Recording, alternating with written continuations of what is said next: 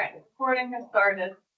Okay, so my name is Janet Hurley. I'm the chair of the Land Use Review Board. It's 1:00 on St. Patrick's Day, 2025. Welcome, everybody. We're gonna do a roll call of the board members. And go ahead. Sarah Had, board member present. Brooke Dingledy, board member present. Alex Weinhagen, board member. Kirsten and present. And thank you for those of you who came and shared lunch with us, staff and commissioners. It's nice to get to know you a little bit. So the agenda updates is first on our agenda. Did we have a change to which minutes we were? Okay, go ahead, Brooke. Yeah, sorry, but I did not, yet, produce the March 13th, minutes. Okay. So we only have the March 10th Okay. to approve. Any other agenda changes? Okay, just that. So, this is the second on our road tour. We met up in Essex a few weeks ago. And it's been fun so far, and I'm looking forward to visiting each of the district, offices, or at least the district office towns. And we, I think, there they are, Maddie. Okay, great. So we wanted to have a public sort of back and forth between district commissioners, staffers, and the board, and any members of the public, just to get to know each other and get people's feelings about how they see this new board, how they see working with this new board, et cetera. So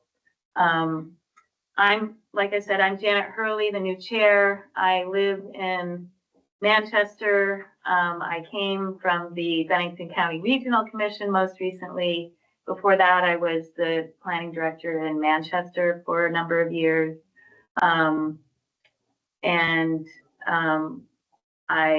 I'm looking forward to, rolling out this new framework, jurisdictional framework for Act 250. I think it may be smarter in a way, and at least I hope so, that it will be more effective at meeting the goals that Act 250 set out so many years ago.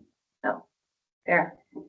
So I am from Franklin County, St. Albans. I have the fortune of living in my hometown, and came to this post from town manager post in Fairfax, also in Franklin County. And before that, spent many years as a planning director for the town of Colchester. And I was reminiscing with some people over lunch too about, was there for the lake flood right before Irene. Flood people forget. Because after Irene came, it sort of dwarfed everything, and the different issues that we've had with flooding. Since then, I'm a credentialed flood manager because of that flood in Colchester all those years ago, in 2011. And have a lot of planning background. I do planning for fun too. I'm on my local town planning commission. In Fairfax, I was the rep to regional planning. So what an amazing opportunity. I was saying it's a lot of challenges right now. And I served with Michael on the downtown board too. So, it's nice being a perspective to see how all these things are being weaved together with the transition from the downtown board to the community investment board, the approval of regional plans, the permit-based exemptions. We have a lot of work to do. I'm working right now in the Tier 1A process, and it's just all the things that we've been talking about was we were going through that 50 years of Act 250 back in 2018 that now we're getting to do. I went and I voted at town meeting. I was talking to, as I was being checked in, one of my district commissioners. And I said, well, anytime that you want to let me know about Act 250, he's like, well, you probably don't want to hear from me. Like, well, no one really has any good things that they stop you and tell you about Act 250. So I'm always willing to listen. And it was, I think that's one of the things I just want to throw out there too, is I'm always willing to listen.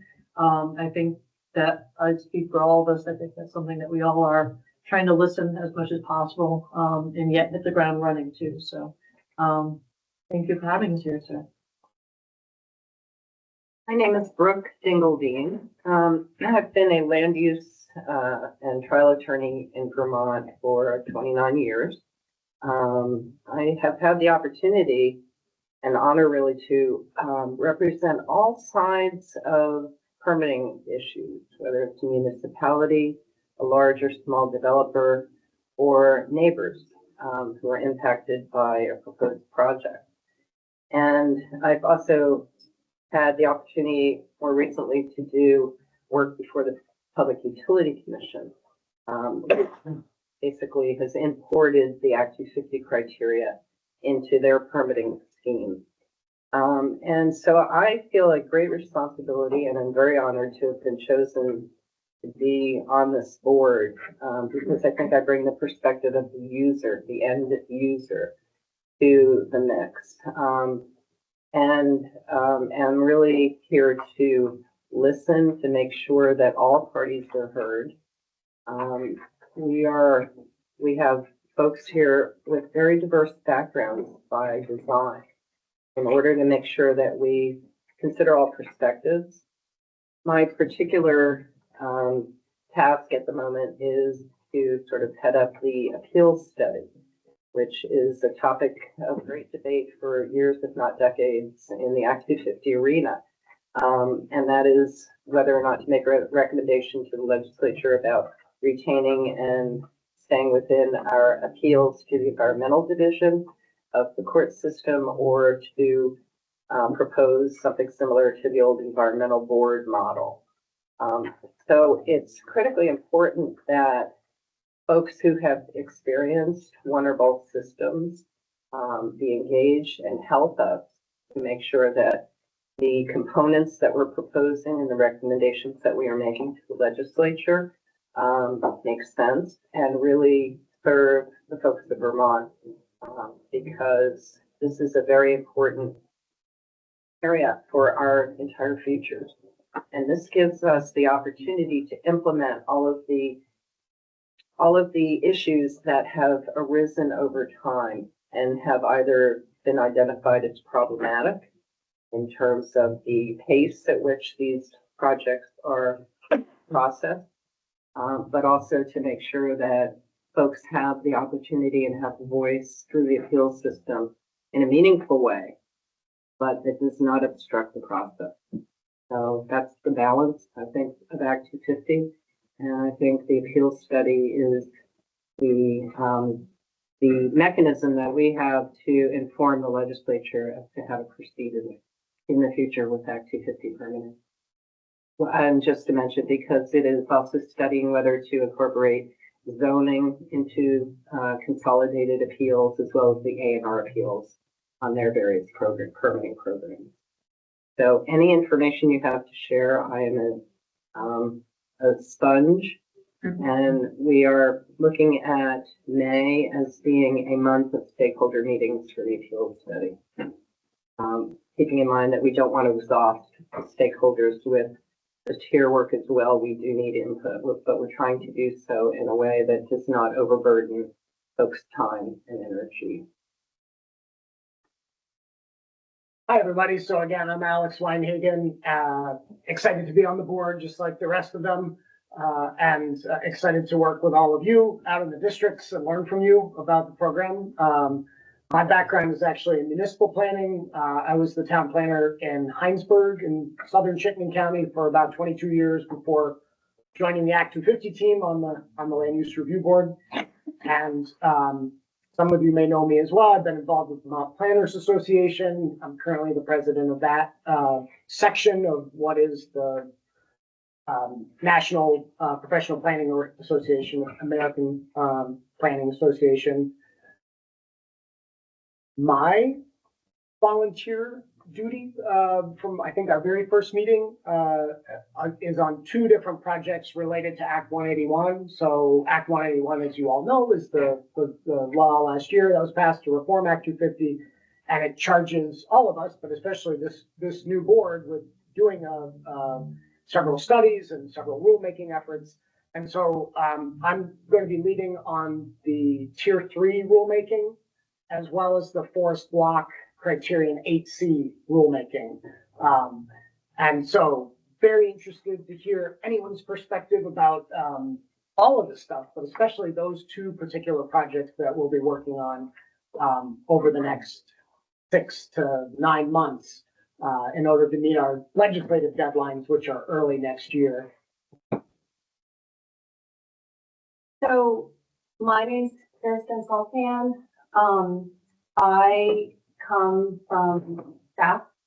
I have, for the last 19 years until January, served as the coordinator administering Act 250 on the front line for District 7, which is the Northeastern region.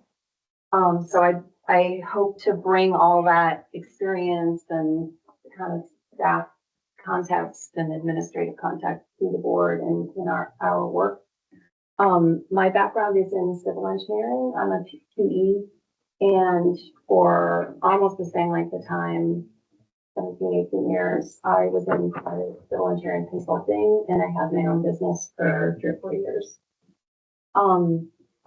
I live in a rural area. I live in the town of Linden, and in all my years administering Act 250 in that region, I found myself working with many small business owners, navigating the permit process. And I hope to bring that understanding forward as well. On the board, I've been asked to lead the wood products manufacturing study, which is getting underway. The Agency of Natural Resources, Forest Parks Recreation has a role providing input to that study. So I've been coordinating with our partner at FDR. I'll also mention Sarah and I are leads together on the road rule, which the board may put more detail to as part of rulemaking. And then the other thing that I don't think any of us mentioned is that all together, collectively, we're going to be reporting out recommendations for Tier 2, which is sort of like what's left between 1A, B, and 3. It's the rest of the state. So Sort of the status quo area. yes. And I guess I should just add, since I didn't, that I've taken the lead on the regional plan approval process. So we are working on that. And I've also taken the lead on our commitments through the environmental justice law. So, but if we could open it up, if people have any thoughts you'd like to share with the board from the room, please do. Yeah, and I, for one, as someone relatively new to the Act 250 team, I'm interested in any thoughts you might have about when you were new and what you wished you knew in that first little bit when you're just getting your hands around it all. Like, well, if I just had a better handle on this, tell me what the hell was, because it might help me get a handle.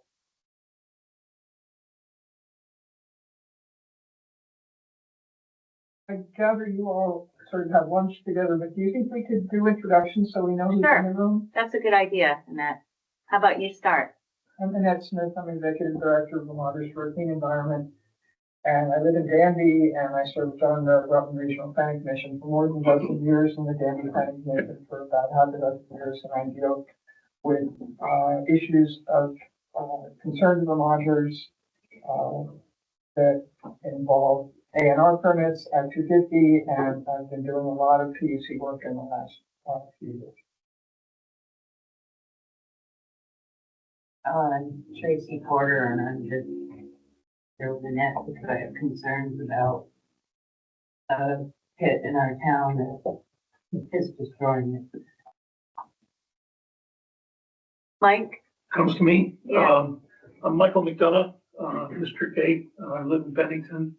As was mentioned, I served on and the Vermont Downtown Board, now the Community Reinvestment Board. There's a scary part to that. I was appointed by Howard Dean. And I can't even tell you how many years that was. But that was when the board was created. And they either can't find a way to get rid of me, or they're just waiting for something else to take over. I am involved in a lot of things in the community in Bennington. I chair the Planning Commission and the Historic Preservation Commission. I'm involved in a number of very active things about a downtown organization and all of that. And to put a close on that, I think it's interesting that all of those things that I've managed to get my fingers or my nose into do relate and have contact with what we're all talking about now relative to the new board and the new approach. So, like everybody here, I'm very anxious and interested in how this is going to flow to those conclusions that you guys are stuck with making. Good luck. My name is Jim Sullivan.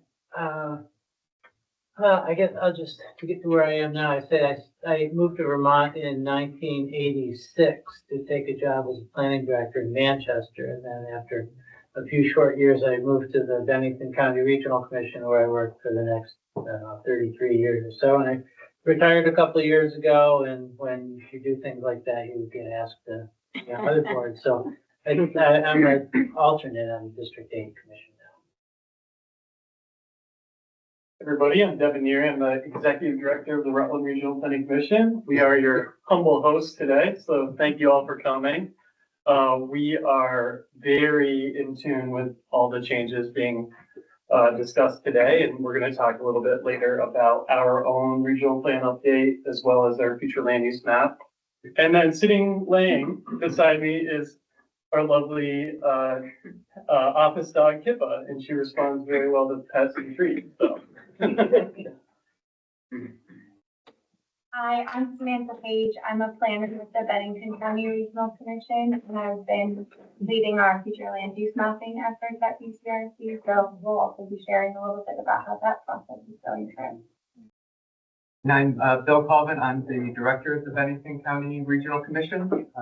Been doing community and economic development work primarily since the mid-90s, mostly in southwestern Vermont. Been with BCRC 13 years now, and director since Mr. Sullivan retired 2.5 years ago. Thank you for having me. I'm Devin Fuller. I'm a commissioner on District 1, and I've been doing on it, 5 or 6 years now. And I am here to learn more about where the process is at this point with the 181. Afternoon, John Casella. I'm the District 1 Environmental Chair on Act 250 for about 8 years. Live locally in Castleton, Vermont, and with my cousin run a construction company in Pittsburgh, Vermont. Hi, I'm Mary Shaw from Pittsburgh. I'm a commissioner on District 1. I enjoy just listening to the new problems that people are having, because I think we should be able to try to help people get things done in our beautiful state of Vermont. Thank you. John Hale. I live in Shaftesbury. I'm a alternate on District 8. I'm a developer, landlord, business owner, kind of a hodgepodge of things that started about 17 years ago. And I came on board when I was appointed by Governor Scott, and really wanted to learn more about the process of Act 250. And my son and I actually testified for the Act 181, some of the things that we thought were challenges for a developer that would help us be able to build more housing. That's really our niche, is developing housing. We own about 200 apartments together, so thank you for having me. I'm Chris Canton, I'm Executive Director of Wyndham Regional Commission. Among the 11 RPC directors, I'm the primary point person on emergency management and conservation. And so statewide, get involved in lots of different conversations around that. I'm also on the Climate Council, on the technical committee of the County Regional Governance Study Committee, Hazard Mitigation Program Grant, Project Review Committee, and a bunch of other stuff. This is my 15th year with Wyndham Regional. Prior to this, I was Deputy Director of Planning and Zoning for Calvert County, Maryland, where I also oversaw inspections and permits, and have lots of thoughts on Vermont's approach, confounding approach to permitting. Love Vermont dearly, but just how different permits and other things kind of sync up is kind of confounding. And then also the other things that don't get looked at. But really glad to see what's going on with the LURB. I was also Deputy Commissioner Planning for Orange County, New York after 9/11, so saw a surge of development after that. So a county that previously had not seen a lot of growth, so very similar to what we see here, kind of post or during the pandemic. And then a lot of other things, but really glad that to be here. I can't be with you Monday in Springfield. I've done a meeting. My staff will be with you there. Hi, Court Jones. I'm a District 1 Commissioner alternate. Been on the board now for 3 years. I think my first permit we could talk about was a major hearing right off the bat, knew nothing. So there you go, Alex, it can be done. John very nicely abstained, and I had to dive right in. But there's still a lot to learn. I think on any board I've ever served on of any capacity, it does take a few years to kind of get your hands around everything. So it's not something you do overnight on anything. I'm a commercial insurance broker. I've been for almost 4 years. Come May, served on many local community boards around here. Been a lifelong resident of Vermont. And not over yet. So, and I apologize. I got to leave at 1:30 for prior commitment, so we'll see you get up and leave. Not because I'm not. I apologize. Traffic is early. Elaine McDevitt. I am the LURB technician for District 1 and 8. And I'm Sue Lesko. I'm the coordinator for District 1 and 8. And then we have Rachel Monaco, I'm the business director for the Land Use Review Board. Pete Gill, the Executive Director for the Land Use Review Board. I'm Maddie Cotter. I'm the legal technician for Land Use Review Board, and there is a sign-in sheet on a clipboard at the table. So if you're here in person, can you please sign that so we can make sure we have an accurate record of who is here? Thank you. Thanks, Maddie, for making that announcement. Do you want the remote participants to? Sure. chime in?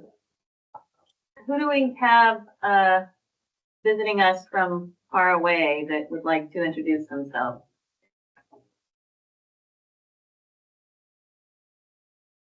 Well, we have all of our attorneys on, and then we have Melissa, a technician, and we have a member of the public. So,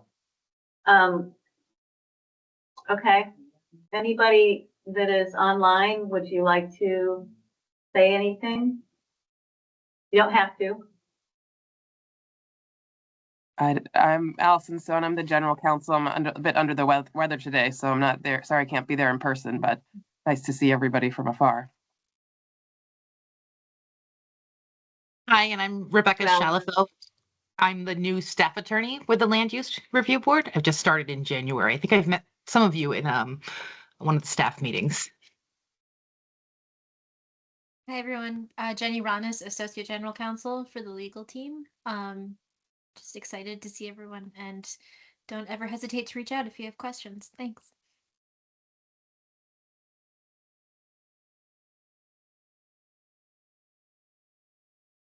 Okay. Hearing no more. Anybody have any further thoughts they want to share? Board or the board with everybody else? Sure, I would just, because why not? Go ahead, Jim. Thanks, Jim. Get the ball rolling. Yeah, so I'll say couple dumb things and then everybody else can chime in. But, yeah, so when I started in Vermont in the mid 1980s, it was a real boom time in Manchester. And we had sometimes 2 hearings a day, every Thursday, so that, I mean, my experience with Act 250 goes way back to those days, working for the town, and then, for the Regional Planning Commission in a different context, and then most recently as a commissioner on a few cases. So it's definitely been interesting, and I think like Chris Campany said, one of the thing that most, I don't know, intrigues me, concerns me about the Act 250 process is various conflicts and confusion between very different processes that go on. And I could talk about a few of them, but one of the ones I really want to talk to or speak to is all the various and sundry other state permits that Act 250 gets blamed for very often. Like Act 250 is bad. It's like, well, it's Act 250 is just sitting there for 9 months waiting for this other permit. It gets ascribed to Act 250, and there's a lot of different perspectives on that. But one of the things about that is, whether those other permitting processes can be improved, because a lot of the issues with Act 250 is really the Act 250. When you get to that point, it's not difficult. It's all those other permits that are difficult. But one of the things that really has always struck me is that when a project hits an Act 250 threshold and is subject to Act 250 review, everybody becomes aware of all those permits that are needed and necessary. If it's not, even if those permits are needed and necessary, the state regulators responsible for those permits very often never hear about the development of the project. And it seems so confounding, Chris's word, as well as unfair.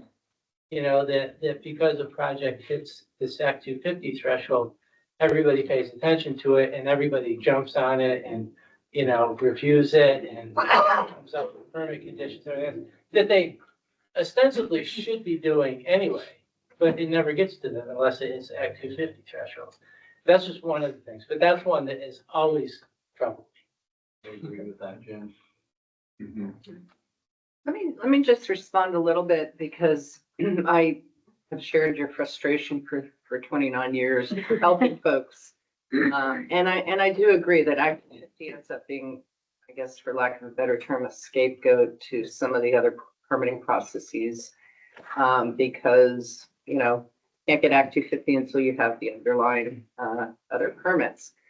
But one of the things that I am trying to work on related to our environmental justice responsibilities is to create a mechanism so that neighbors or any Vermonters can engage in the permitting process in a way that has guidance provided to them, so that we don't end up having folks uneducated about the system who can, very often neighbors are very, very important in pointing out and raising issues that really are not caught otherwise. And making the process accessible without creating or even removing the obstacles that have occurred because of their unfamiliarity with the system, or, for example, the need, as some people believe, of really having an attorney if you go into the environmental division, because you are then subject to rules of evidence and that kind of thing. So we have an environmental justice responsibility to make sure that all Vermonters have access to justice, with particular focus on our populations of people of color and our Indigenous folks and low-income folks, to make sure that they don't get ignored in that process. So I hear what you're saying. Now, the other issue that I would urge you to help me with is the stakeholder piece on the consolidation of the permitting programs. So how do we consolidate the A&R permits that, in essence, really very few of them, very small handful of them are appealed. And so how do we deal with making sure that they're dealt with comprehensively together? So that if the issue is an air pollution issue and it's the underlying air pollution permit from A&R is what's being argued about, that is done in a consolidated fashion that is summary and expedited, the way that Act 250 appeals were originally designated to be. Chris, go ahead. So three things. I'll try to keep them really high level. On, so I serve on the Building Energy Code Working Group.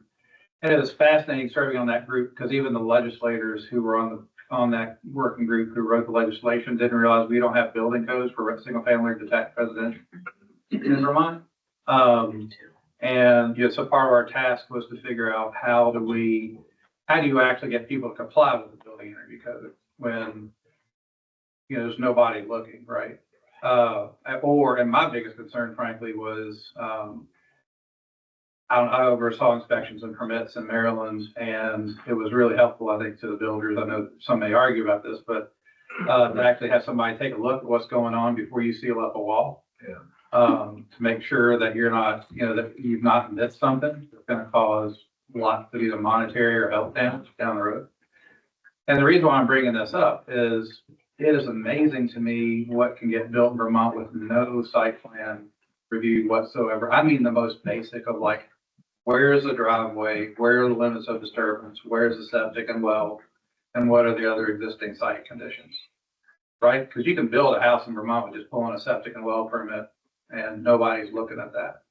Nobody's necessarily looking at your driveway. Is it going to blow out the town road down below or anything else? So tier 2, this is not a Wyndham Regional Commission position, it's just me as a former permit manager, whole system manager, is just the most basic site plan review. So somebody's actually looking at what's getting built where, and that would also then help us track what's getting built where. Because right now, as a regional commission, just tracking what's getting built so that we can actually report out on that is it's just insanely complicated. You call listers, you look at 911 address filings, you look at aerial photograph, it's bonkers. So not trying to make life harder on people, but as you know, with the exemptions for the 1 acre town, it's easy to just subdivide 5 lots out of a big property and build away. Because as long as you don't have requirements for those other, these other permits, or and who knows if you do, it's easy to build. The other thing, to me, we've got a chance as regional commissions and the LURB with the rules and other aspects of this to really start telling the story of the disconnect between what Vermont says it wants to achieve from a policy perspective versus the real world. What can you actually build where? So like we have this task, right, as a regional commission of saying, hey, we've got to build X thousand number of units in the region, or we've been tagged with saying X thousands of units need to be built in the region by 2030. Here's how we assign it to towns, but realistically, you got to tie that to where wastewater and water actually exists. Is it in or out of the floodplain? Does that system actually have any capacity? Otherwise, it's just, I think we need to better understand the story of ourselves about what is actually possible versus these targets we keep setting for ourselves. And then lastly, to me, with the more robust regional planning, we can actually potentially, my goal before I retire, hopefully before 10 years, is really work with communities to look at how do you grow up and away from flood hazard areas and what that means for infrastructure, especially water, wastewater, all the stuff that it takes to build our compact settlements, which are probably as our prime directive, right? Historic compact settlements surrounded by rural countryside. And really working with towns to start thinking about how do you do that? Not necessarily moving a village or downtown, but thinking of that second tier especially in our communities that are built on these alluvial fans that are at risk of not just flooding, but literally being obliterated right off the face of the map. So I'm hopeful that we could take a more robust, holistic approach to planning and work together on the rules and what does that look like? Because to my mind, that incorporates also tier 3. Yeah. What's happening downstream of the headwaters into those alluvial fans and flood hazard areas. So anyway, those are my high-level thoughts. So just quickly, we have 10 minutes I'm left on this agenda item, but we're going to be talking, Alex is going to be talking about tier 3 later. Chris, I don't know if you looked at the. Yeah, that's fine. Okay. And then Michael had their hands up. So I wanted to follow up on what Jim was saying about the A&R permits, which are essentially environmental conservation permits. I don't know if anybody's ever tried to participate in those as a member of the public, but you might as well just jump down a black hole. I signed up in the environmental notice bulletin, I signed up for all the permits. So every day at 5 o'clock, I get 2 emails that show me all the permits that are in draft form or have been applied for. Almost all of them now are general permits. I would say 90-some% of them. I have, on a couple of occasions, on some bigger projects, asked for a public hearing, attended a public hearing, submitted written comments, hired an expert to submit written comments, and nothing ever changes. Nothing doesn't make any difference. And so what's the point? And I know plenty of other Vermonters who have done this same sort of waste of time exercise. If you do get responses back, you get a responsive summary telling you why they're not taking your comments. There is no record, so doing an appeal is challenging, whereas, there's this issue of what's on the record. There is no record. And so the whole, sometimes I think the process we got to keep is Act 250, and the ones we should get rid of are zoning and DEC permits, because at least there's a way we can have a conversation and look at the actual issues. And Act 250 is a good law, whereas these DEC permits are are they protecting the environment? They're permits to pollute. And then there's the games that get played. For instance, this problem quarry that we have in Danby also has a temporary asphalt plant that for some reason has been permanent for 10 years, but more than 10 years. It goes out and gets its air permit before it comes to apply for changes to the operating of the quarry. And so, we can't ever talk about the asphalt plant. It's already got its permit. Nobody knew that it had applied for its air permit and already gotten it, so there was no opportunity to weigh in on the air permit. Besides, if you want to weigh in on an air permit for an asphalt plant, you really got to know something about asphalt plants and air permits. And so I just wanted to sort of add to the story of that Act 250 isn't the problem, but these other permitting processes are creating an impression that it is, but also need to be looked at. And then there's the role of town plans, which is a whole other conversation. Michael? There are a whole lot of other conversations, aren't there? I want to explain sort of personally what this means to me. Before I became involved in this, no, let me rephrase it. Before this became involved in my life, I had great pride, and we all have great pride in this wonderful state in which we live. But I had great pride in the fact that we paid attention to the things that make this a great place to live. And I'm going to mention the other things we do here, work and play, although there are incredible challenges to all of those things that make Vermont wonderful. And that still drives what I do and all of the things that I do that have to do with the place we live. I ended up having to develop an elevator speech because so many people were saying, why is this process called Act 250 for a lot of people, such a bad thing? And my elevator speech consisted of 5 things, all in various levels of importance and challenge. Municipalities, and that means local planning and zoning. This board, an applicant, and by this board, I mean all of us in the districts. An applicant, no offense to anyone, the agencies and attorneys. And all of those things make the wheel turn or hold up the wheel from turning. And the thing that I'm really excited about, and I mentioned it earlier, is that we are taking a comprehensive look at that. But no but here. The challenge is to make our lives and our progress simpler, but at the same time, keeping Vermont, Vermont.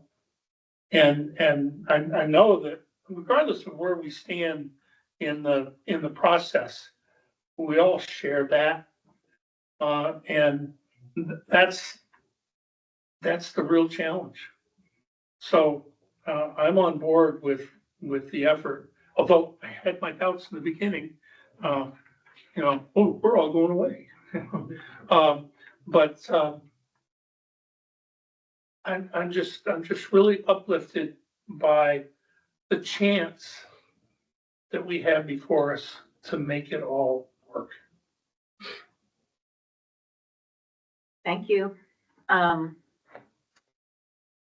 I hope that all of you will continue to tune in to our regular meetings and continue to converse with us as we tackle these Act 181 tasks that we have, and that you participate in helping us make them happen. So any further thoughts before we move on to the regional plans? Well, I have one, just, Yeah. how about segue? I'll work on the Okay, segue. a good segue. Because, like I said, I go back, 40 years with this stuff, and where, we really placed a lot of heavy reliance on Act 250 at the local level. A lot of our plans weren't well coordinated with the regional plan. There really wasn't the kind of guidance from a statewide perspective back then. A lot of the regulations at the local level weren't as thorough as they are now, or as comprehensive. And of course, towns are all over the place still with the level of sophistication with the regulations. But, nowadays, in a lot of our municipalities in our region, they have, design review and really detailed and analytical parking standards and mitigation factors for traffic and everything else. It's always been a problem, who goes first, and then somebody changes something a little bit's got to go back to the other one. It's like, that's been a problem for 40 years that I'm aware of, and I've run into it just recently, so it's still out there. But just recognizing that, boy, things are really different in a lot of towns now, and finding a way, I guess you're supposed to figure this out, Alex, to make sure there's not that kind of duplication of effort. If the town has developed a plan that's a good plan that's consistent with the regional plan, has developed implementing regulations that are consistent with their town plan. A lot of this Act 250 review stuff is, at the district level is kind of superfluous. Good luck. Guess those regional plans better be really on point too, right, Janet? Right. Devin, are we working from your computer on your? Or Logan's gonna get it Logan? fired up. Well, Okay. he's doing that though, I can. Okay.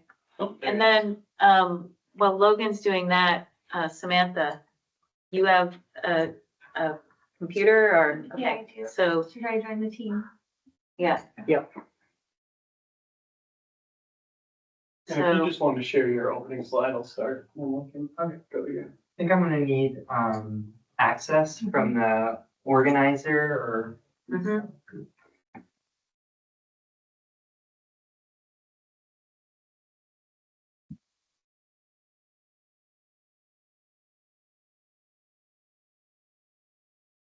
You should be able to share your screen now. Great, yeah. Thank you so much. And Samantha, I'll do the same with you. Okay, thank you. Yep. Can you come personally? Go ahead. Ready? Yeah. Okay. I can move further away, so I'm gonna go over here. I'm gonna just kind of kick it over here. So like I said, I'm Devin Neary. I'm the Executive Director of the Regional Planning Commission here in Rutland. So I'm gonna talk a few minutes about our overall plan before we dive into that nuts and bolts on Act 181 and our future land use map. I'm here with Logan Solomon. He's our town and regional planner, and he has been working primarily on the map update. So let's talk about where we've been, where we are, and where we're going. So the Rutland Regional Plan right now was adopted June 18th, 2018.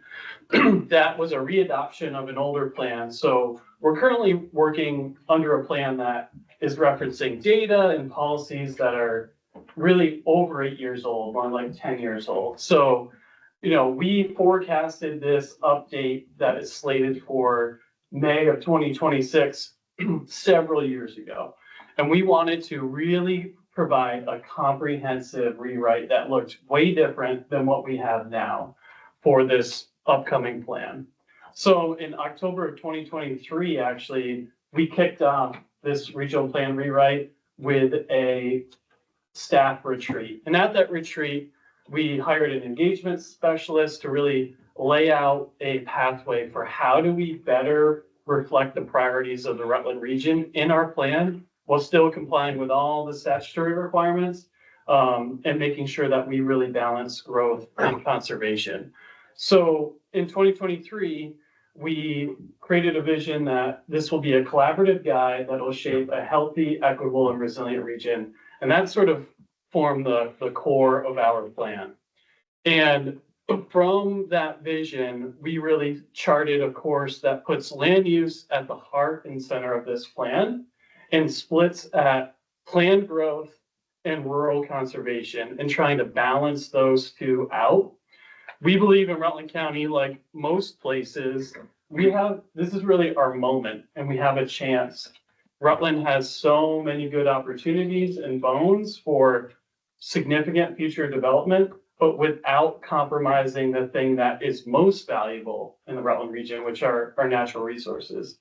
So over the last 3 years, well, 2.5 years, we've been working on this plan update. And like I said, we hired this engagement specialist to create a strategy for us that really put public engagement front and center in this plan. So we have broken that down into 3 phases. We've done 2 of those 3 phases already. The first phase was really learn and assess. It was our broadest sort of end of the funnel. And that was getting as much information from the general public in our towns as possible to sort of help inform the early drafts of that plan. From there, we continue to draft and do engagement and have informal working groups with subject matter experts in towns throughout the region. Our second phase was really a report back. Did we hear you correctly? And did we correctly incorporate those ideas and priorities into the plan? So that is what we have done most recently with drafting our policies and our early drafts. Right now, we're in kind of the final stages of the drafting. As a lot of you hopefully know, the adoption of a regional plan is no short order. It takes about 6 months to get a plan from your hearing phase all the way through adoption. So we really have to get our ducks in a row early. So luckily for us, this Act 181 update actually melded pretty perfectly with our plan adoption schedule, which doesn't leave much room for error. So we're really looking forward to incorporating these new elements. But with all that, we sort of are bringing that same approach into the Act 181 and regional future land use map update, which I'm going to hand over to Logan here in a second to talk about our process for the map as well as the process for engagement. So our hope is to be able to give our board a really solid pre-final draft in June and a final draft in September. And we're hoping to be into the hearing phases to be able to adopt in April and May of 2026. So we're, I think, right in the middle of when most RPCs are looking to have their plans and maps to you all. But hopefully ours will be a smooth sail right through. So Logan, I'll kick it over to you. Yeah, and I'm gonna kind of go through the, the current draft that we're going to go with that phase 3 alignment phase that Devin had mentioned. So we're gonna kind of bring this draft to the towns and kind of work to build communities consensus and refine it. Yeah, I kind of wanted to set the stage with the first slide. So what you're seeing on the screen is the first regional plan future land use map on the left, and on the right from 1971, and the current map that's currently adopted in 2018. I know it's a little small on the screen, but I kind of want to call out that there are yellow circles in the 1971 future land use map, as well as darker green colors in the 2018 future land use map that kind of illustrates similar areas that are planned for a higher density. And you'll kind of see on this next slide that similar areas are mapped in, with varying levels of detail, obviously, comparing these maps to the map we'll show on the next screen. But, it's really the similar land areas, similar uses. Just kind of wanted to set the stage. And I also want to, for folks that aren't as familiar with Rutland County, I also want to just speak to that we're really in a valley between the Green Mountains and the Taconics, which is really along Route 7. And so that also is kind of reflected in planning in the Rutland region. So this map on the right is the current draft map. We're going to see this map in a lot of different levels of detail over the course of the remaining slides. I kind of want to call out with this slide that 6% of land area, is in some form of growth-related future land use area, while 94% of land area is in a rural land area. And I also want to, just kind of highlight on this next slide and throughout, actually all these slides, that really this is really with the intention of the state's land use planning goal to plan development to maintain compact village and urban centers surrounded by rural countrysides. This next slide is kind of showing percent of land area versus percent of buildings. And really what I'm trying to communicate here is that, there are higher existing densities in areas that are planned for growth and lower densities in our rural areas, per the state law, and that's how it worked out in this draft as well. Now I'm gonna kind of switch course and start zooming in to specific areas of the region, starting with where we are right now. So what you're looking at is, if you're looking right in the center of the image on the left, is roughly about where we are now on Evelyn Street, right back here. And surrounding downtown Rutland, there are several other downtowns and village centers. So directly to the west of Rutland City is Center Rutland, which is right on the border of Rutland City and Rutland Town. Then you have West Rutland. There's a village there, or a downtown, and there's also a downtown in Proctor. And there's also a downtown actually in Pittsburgh, which is north of Proctor on Route 7. And there are also several other village centers that are, surrounding downtown Rutland. Now I'm going to be moving to the west of this red circle, which is, for the large part, is really along the Slate Valley. And in this part of our region, you can see on the eastern part of that left figure is Castleton, which has currently 3 designated village centers, with 2 of those village centers that are currently designated fairly close together with a mixed use area between the 2. And so that is actually mapped as a downtown. And then just west of those areas of Castleton is in Fairhaven, which also has a very historic downtown and a planned growth area that surrounds it. And that whole area is just south of Route 4, which then connects up into New York. And then if you go south of Fairhaven and Castleton, you'll arrive at Poultney, which is sort of more in the middle of that left-hand image. And Poultney also has a downtown, and they also currently have a East Pulteney. And if you look at the history of the region, there's actually always been kind of a battle between these two village centers of who, so East Pulteney was kind of the original settlement area, but over time, downtown Pulteney with industrialization grew to be the larger downtown of the area. And there are also other smaller village centers in the Slate Valley, or that are in this image, but are on more of the periphery of the Slate Valley, with the middle of Middletown Springs, which is on the right side of that zoomed in image, and Wells, which is on the southern portion. I also just want to call out, I'm using the name the Slate Valley. There's quite a bit of quarry land that's historically been in here. So you also see some enterprise areas as well. Now we're going to go south of this area, and we're going to look at the southern portion of the region. The locator map in the top left corner is covering Wells, which is the town I just described that was in that southern portion of this image, just so that everyone's kind of reorienting. The southern part of the Rutland region, I would say, is really, there's one downtown, which is downtown Wallingford, which you can see is that sort of the one area that has a planned growth area in the southern part of the region. And there are several smaller village centers that are probably hard to make out from this scale, as well as there's West Paulet, which also has a sewer system and has a very small planned growth area. I'm now going to move to the northern portion of the region. And, here there's also, a downtown in Brandon, which is right up on the northern border of bordering Addison County. And there's also a village center in Brandon as well. And there are a few other village centers, with one in Benson. That's probably one that you can see from here. The final area I'm going to show is the eastern part of the region.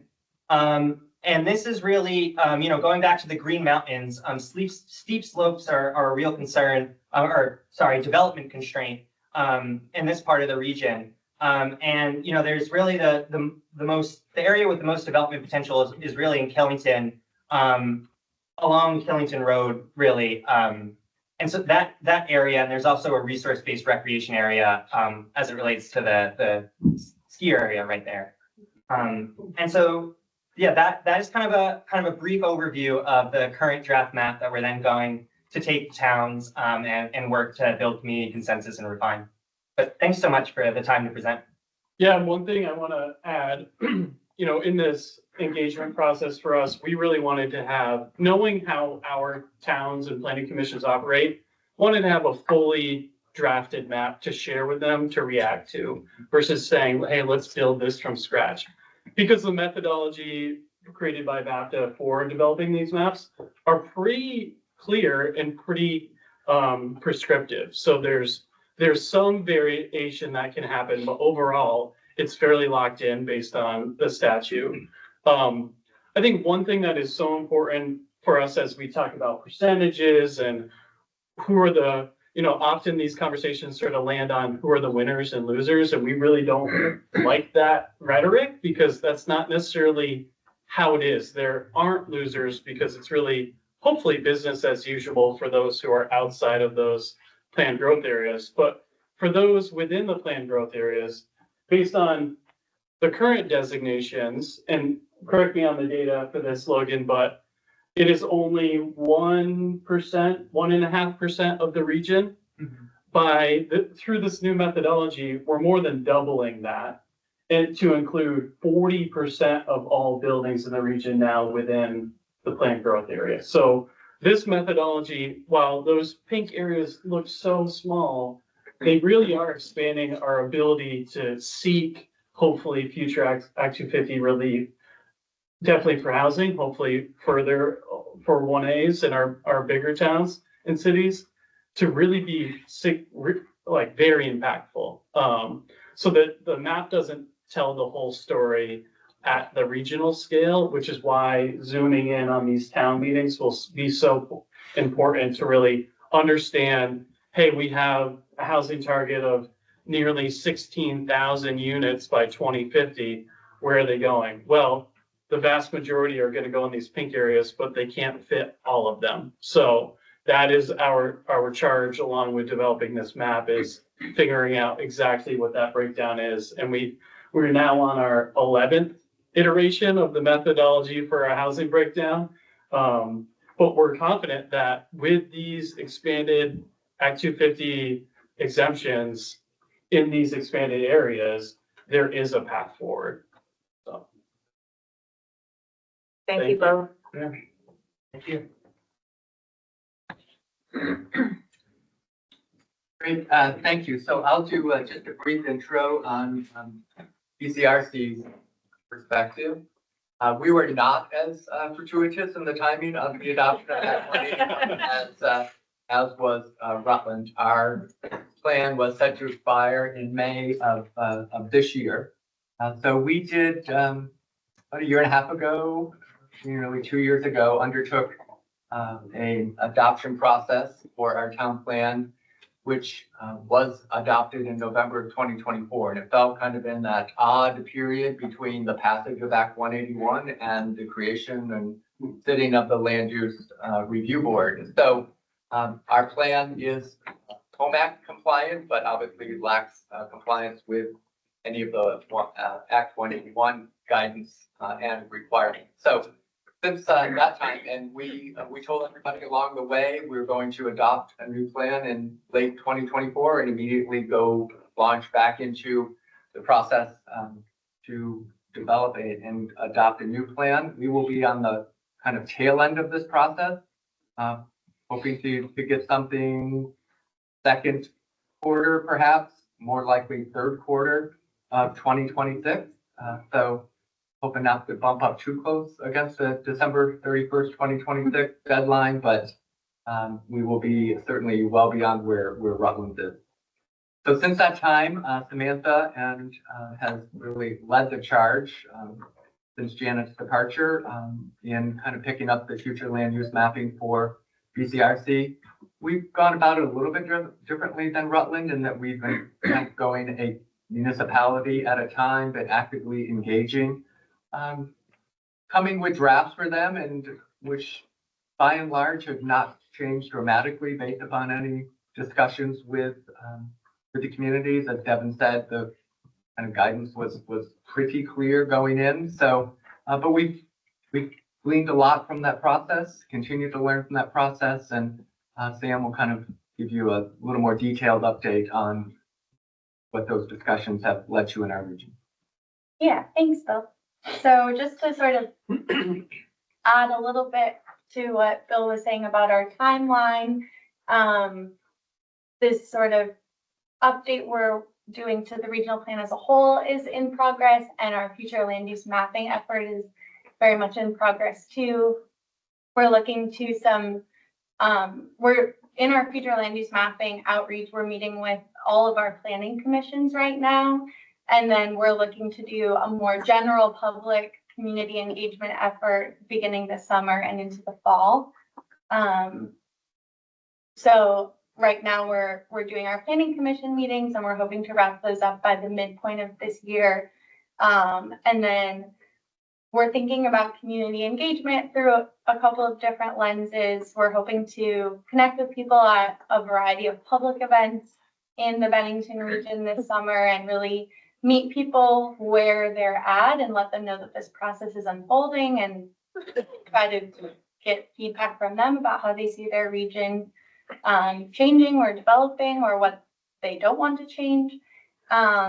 We're also planning to do some outreach that would entail setting up points of engagement at community centers throughout the region, like libraries, schools, general stores, where we can ask people for feedback, and then sort of that feedback station would exist there throughout the season, and we could go back and sort of check in and see what notes people have left over time.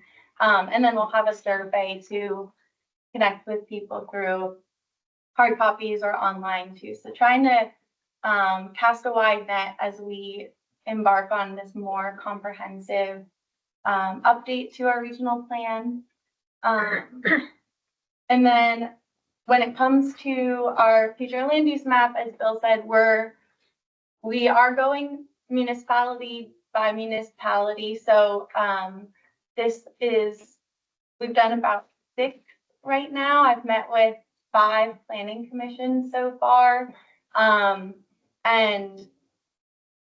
we are learning a lot as we go through this process.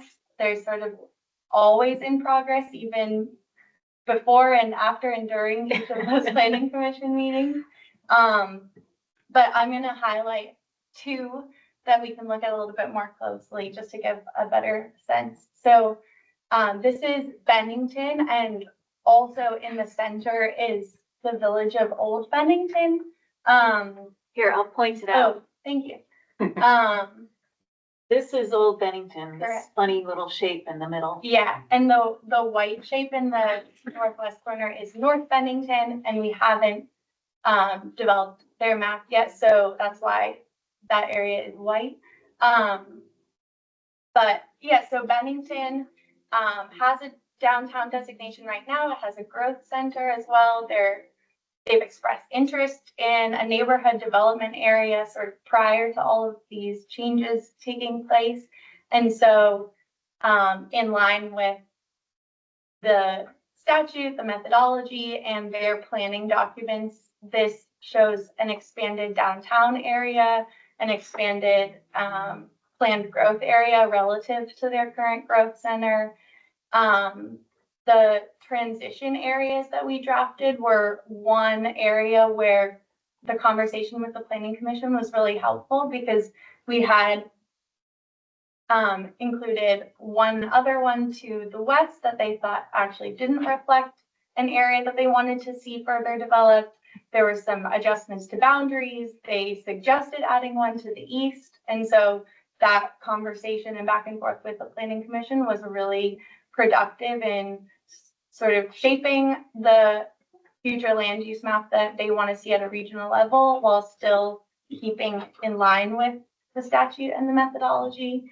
And then in terms of the rural areas, we approached it again, sort of holding the language of statute, the methodology developed by VAFTA, and the town's planning documents to try to understand where there are currently protected natural resources, where there are a lot of agricultural areas in town that the town wants to see continue to serve an agricultural purpose, and where there are areas of sort of modest residential development that should continue to be developed in that vein. So again, it's sort of been a process of balancing these sources of guidance and information, and working with the municipalities to understand how they envision their own communities. And then just a note about the village of Old Bennington.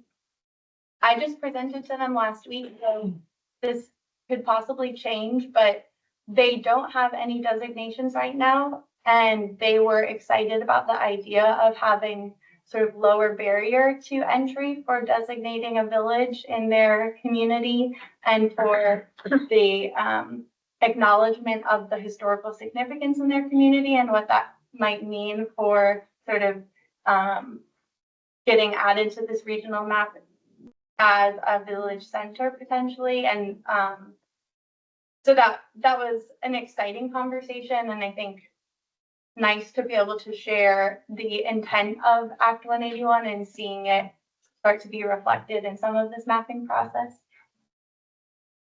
And then also just highlight Peru, which is in the northeastern part of our region.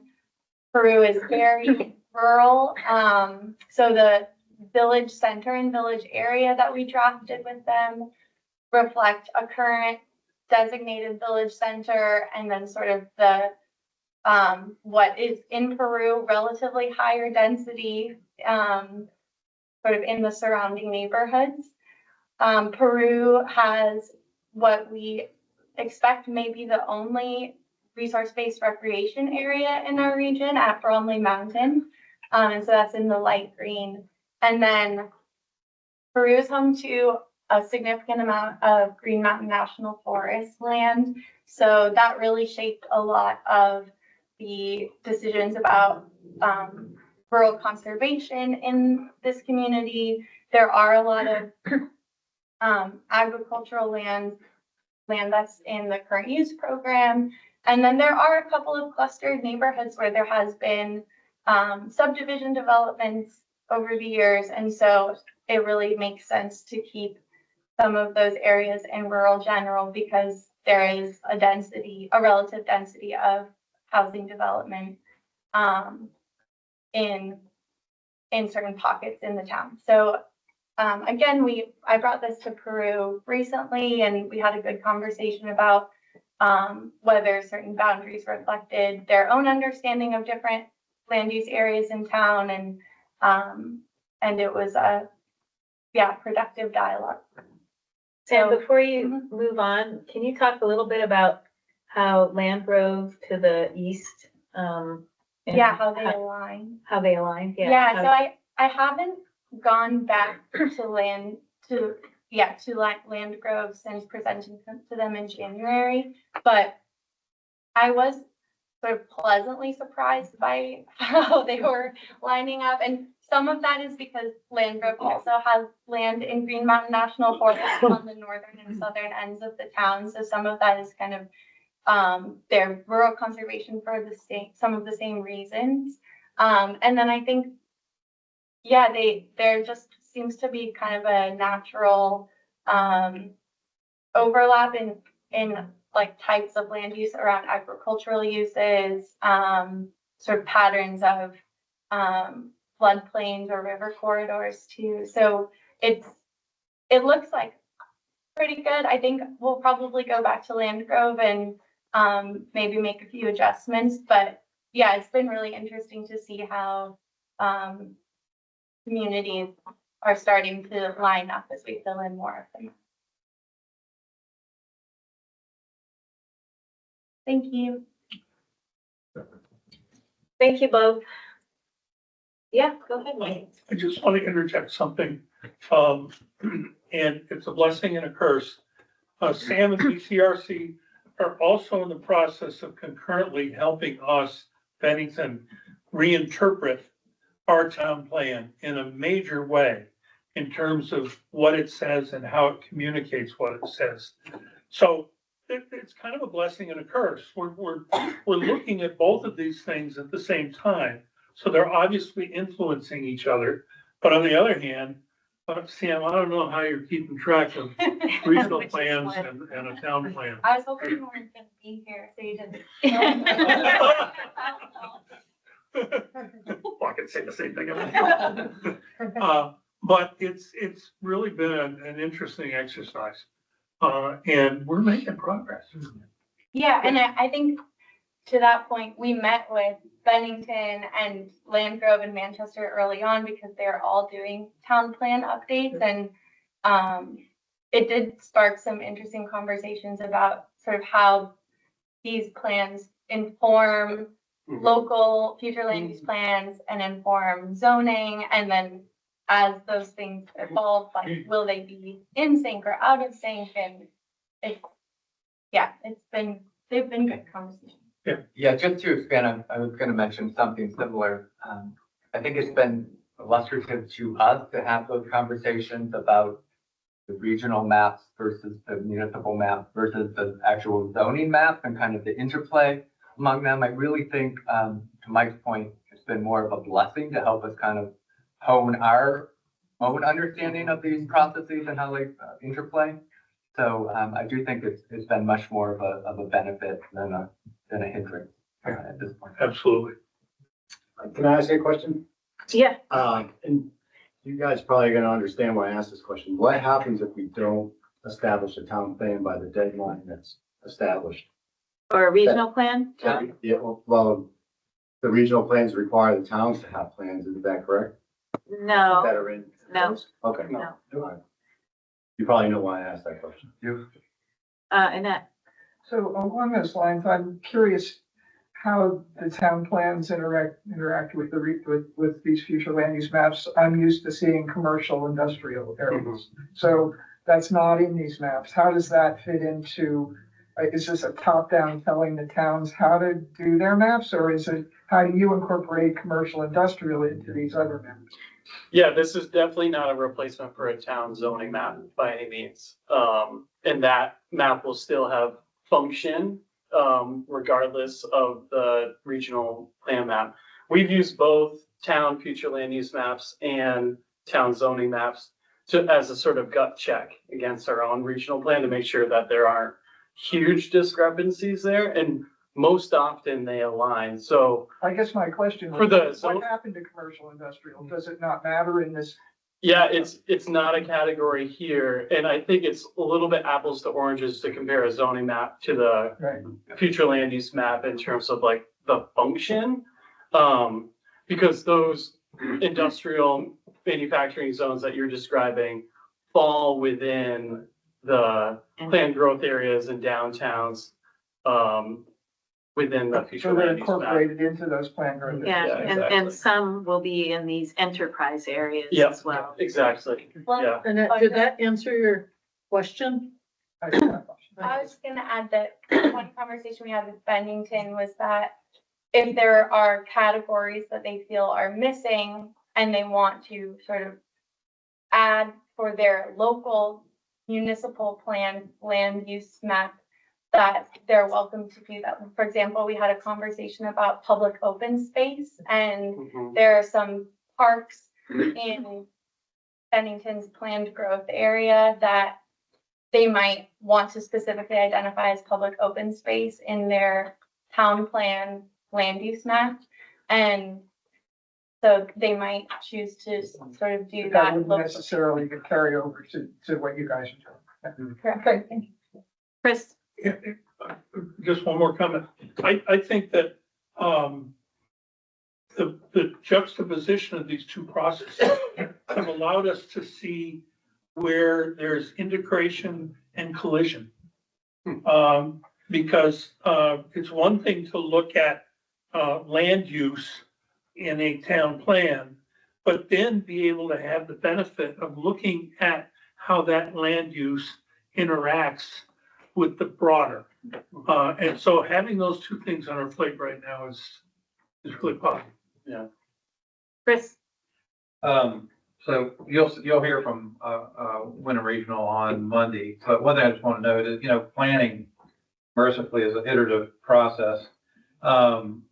And, part of my challenge since coming here 15 years ago is like, how do we actually achieve what we say we want to achieve in a regional plan? And then how do you engage with, our case, we have 27 towns, largest in Brattleboro, population 12,000, smallest Somerset, population 6, unless a couple of people moved out or moved in. But how do you actually do the detailed land use planning, capital planning, capital investment planning, financing to actually make plan implementation possible? And so I'm hopeful that, so I think this is going to go a great way towards like actually establishing, you had mentioned like being able to, like for towns, to kind of look at what's the bigger pattern, and then collectively, right, all the regional maps will kind of help us look at what's the situation in the state. But my hope is that we'll be able to honestly kind of do what I'm used to doing more at a county level, which is start doing that detailed, where is stuff going? Where do roads go? Where does water and wastewater need to go? And especially related to climate adaptation or resilience. What does this stuff look like? And really kind of help not take the towns out of it at all, but like more meaningfully engage them in those conversations to move the conversation forward, at least within our region. And we're not really set up for that, but I've got enough experience, like in Maryland, developing new town centers as part of Maryland's smart growth law. And then in New York, watching what we had to do at a county scale to actually accommodate all the growth we were seeing in the right places. I don't know how we just stop at the flus, because otherwise we'll have a nice picture. We'll know where we're saying we want stuff to go. We still haven't gotten into what is the statewide capital investment strategy? How are we going to do this? How are we going to move forward? Where are we going to prioritize? Okay, well, So- we're not gonna talk about capital, but we are gonna talk about tier 3, and I'm Sorry. gonna cut you off because we need to keep moving. That's To green. keep on, what? That's tier 3 is green tag. I know, oh, well, yeah, you're right, you're right. So, so Alex, do you wanna, Yeah, hook up? yeah. And if you wanna keep talking while Alex, No. good. okay. I just want to say that it's nice to come to one of these meetings and hear Chris Campany still talking about wastewater. So, glad you haven't let up.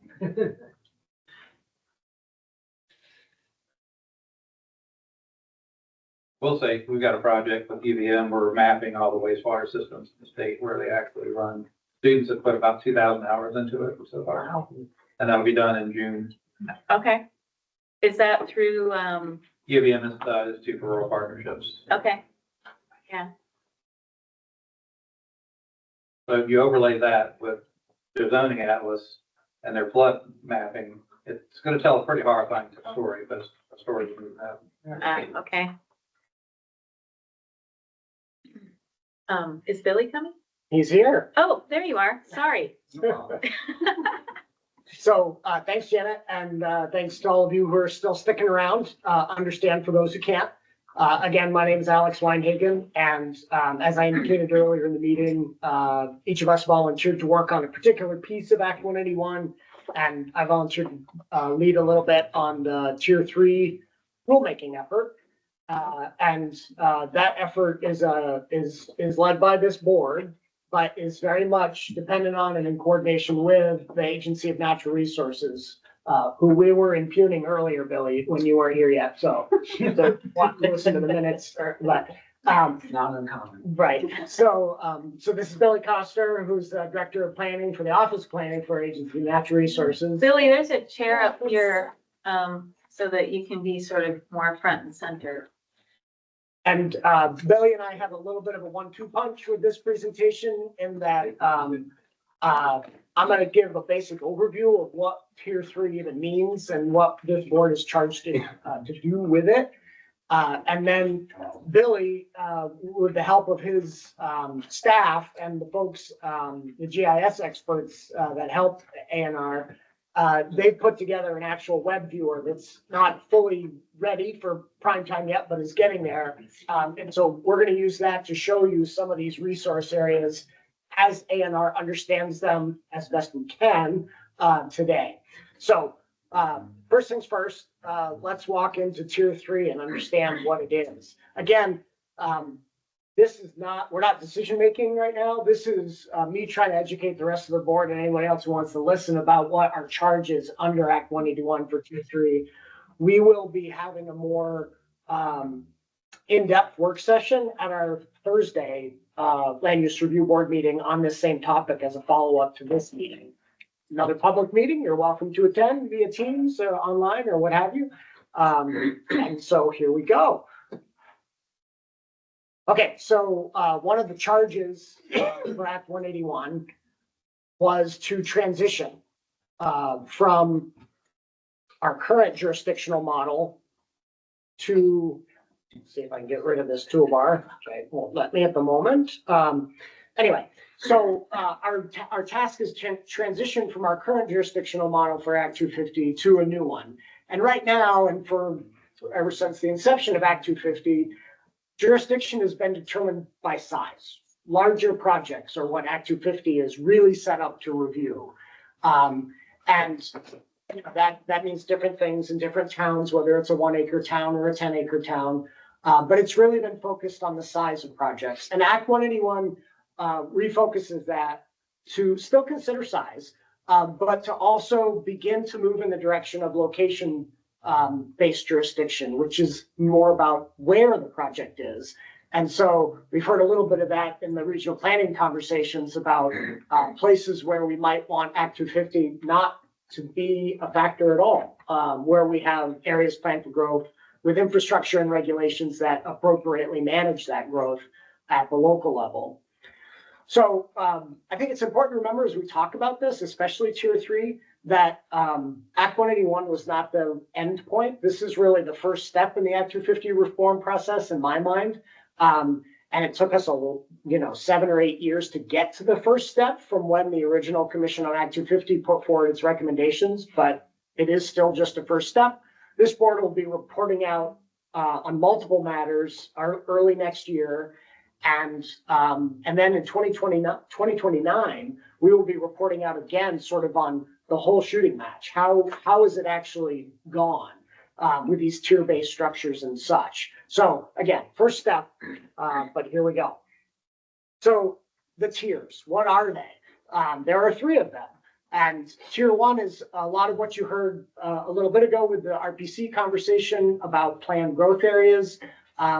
It is those areas where we want development to happen, where we have planned for it to happen, and where we want to make it easier for it to happen, especially housing.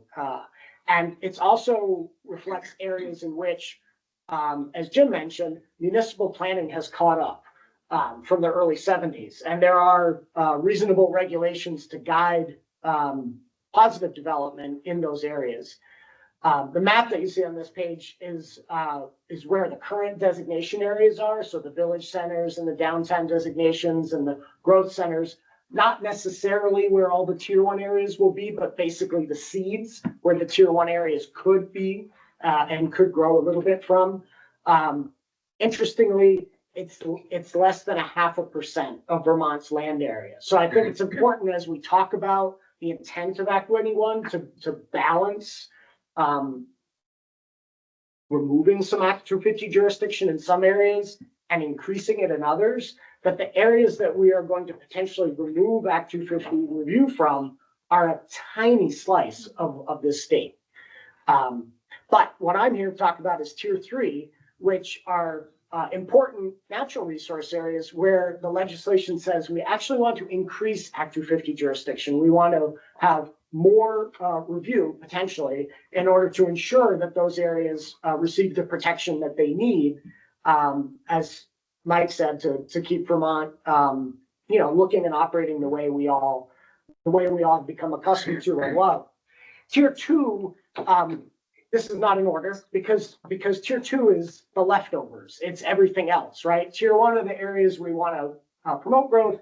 Tier 3 are the areas we want to do maybe some more protection. And Act 181 said tier 2 is everything else.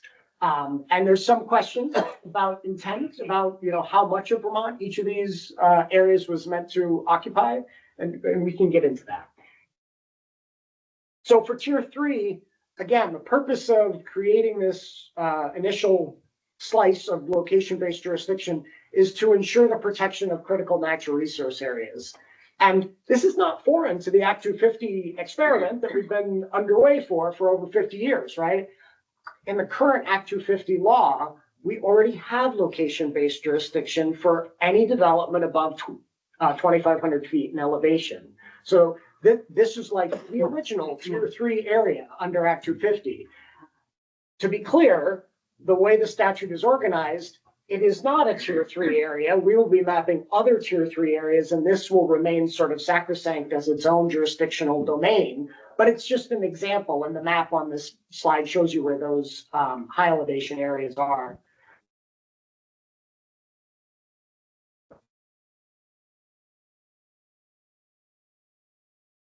Road rule. So for those of you, I think many of you in this room are 50 under Act 181 has a new jurisdictional trigger, which is any development associated with a new road that's 800 feet or more in length. This harkens back to a jurisdictional trigger of Act 250 in the past. So we are sort of repeating ourselves. But that rule is essentially location-based, right? It's basically saying if you have an area that's not penetrated by roads and driveways, and you're going to create a road of more than 800 feet, that project will go through Act 250 review. Some other considerations that are in Act 181 with regard to Tier 3, we have to be equitable about where we delineate the Tier 3 areas. We can't disproportionately impact particular municipalities, especially in their attempts to designate these Tier 1 areas that we were talking about. And it's really important to remember that, as we discussed earlier with ANR permits, there are quite a few of them. They are generally statewide in nature and may provide a level of protection that is sufficient to address the intent of the statute and may not require tier 3 designation for that resource. So it's another element to consider. So I spent most of my career in Heinsberg. P.S. I live in Burlington. I didn't tell you that up front, but I do live in the Queen City. But I did a lot of my work here in Heinsberg as a planner. And so I thought, I wonder what the road rule would look like in Heinsberg, because I have ideas in that little town about what tier 3 areas might look like. We'll look at what's likely to be Act 250 jurisdictional in Heinsberg just because of the road rule before any tier 3 delineations come into effect. So on this map, you can see my cursor, you cannot. Okay, on this map, the darker areas are areas that are more than 800 feet away from public roads. In the middle of the map is sort of the growth area. Go a little further to the left. Yes, that's the village area of Heinsberg. And as you can see, as you move away from that, you rapidly enter into areas that are dark, that under the new road rule would likely be jurisdictional projects if there was a development proposed there. So this is not all of Heinsberg for scale purposes, but it's much of the town. And I think you could argue that much of the town will now require Act 250 review, even if there were no tier 3 designations, just because of the road rule. Can I ask a question? Yeah. You only looked at public roads? So this is, you're right, good point. This is an underestimation, an overestimation of that jurisdictional area because it doesn't include private roads. So we need to add those to the map. With that said, it's still a huge part of the town that would be jurisdictional just because of the road rule. And if you think about that across the state, which I think we'll look at a little bit on Billy's part of the presentation, it's especially true in the rural parts of Vermont, where road penetration and density is much less. Okay, so let's get down to it. Tier 3 rulemaking. It is rulemaking. Of the many projects that this board is working on over the next 9 to 12 months, this one requires a report. And we have to report to the legislature next year, but it's really about crafting law. And so that is what rulemaking is, right? So the statute lays out law, but then the statute provides this board with the ability to make additional law through the rulemaking process. And this was not an easy topic for the legislature to talk about. And so basically all of the decision-making was vested with the board. So we get to decide what resources are included as tier 3 areas. We get to decide where those occur, and we get to decide when jurisdiction would attach within those tier 3 areas. With that said, the Act 181 does require us to at least consider 6 specific resource areas, and to justify why we would not include them as tier 3 areas if we chose not to.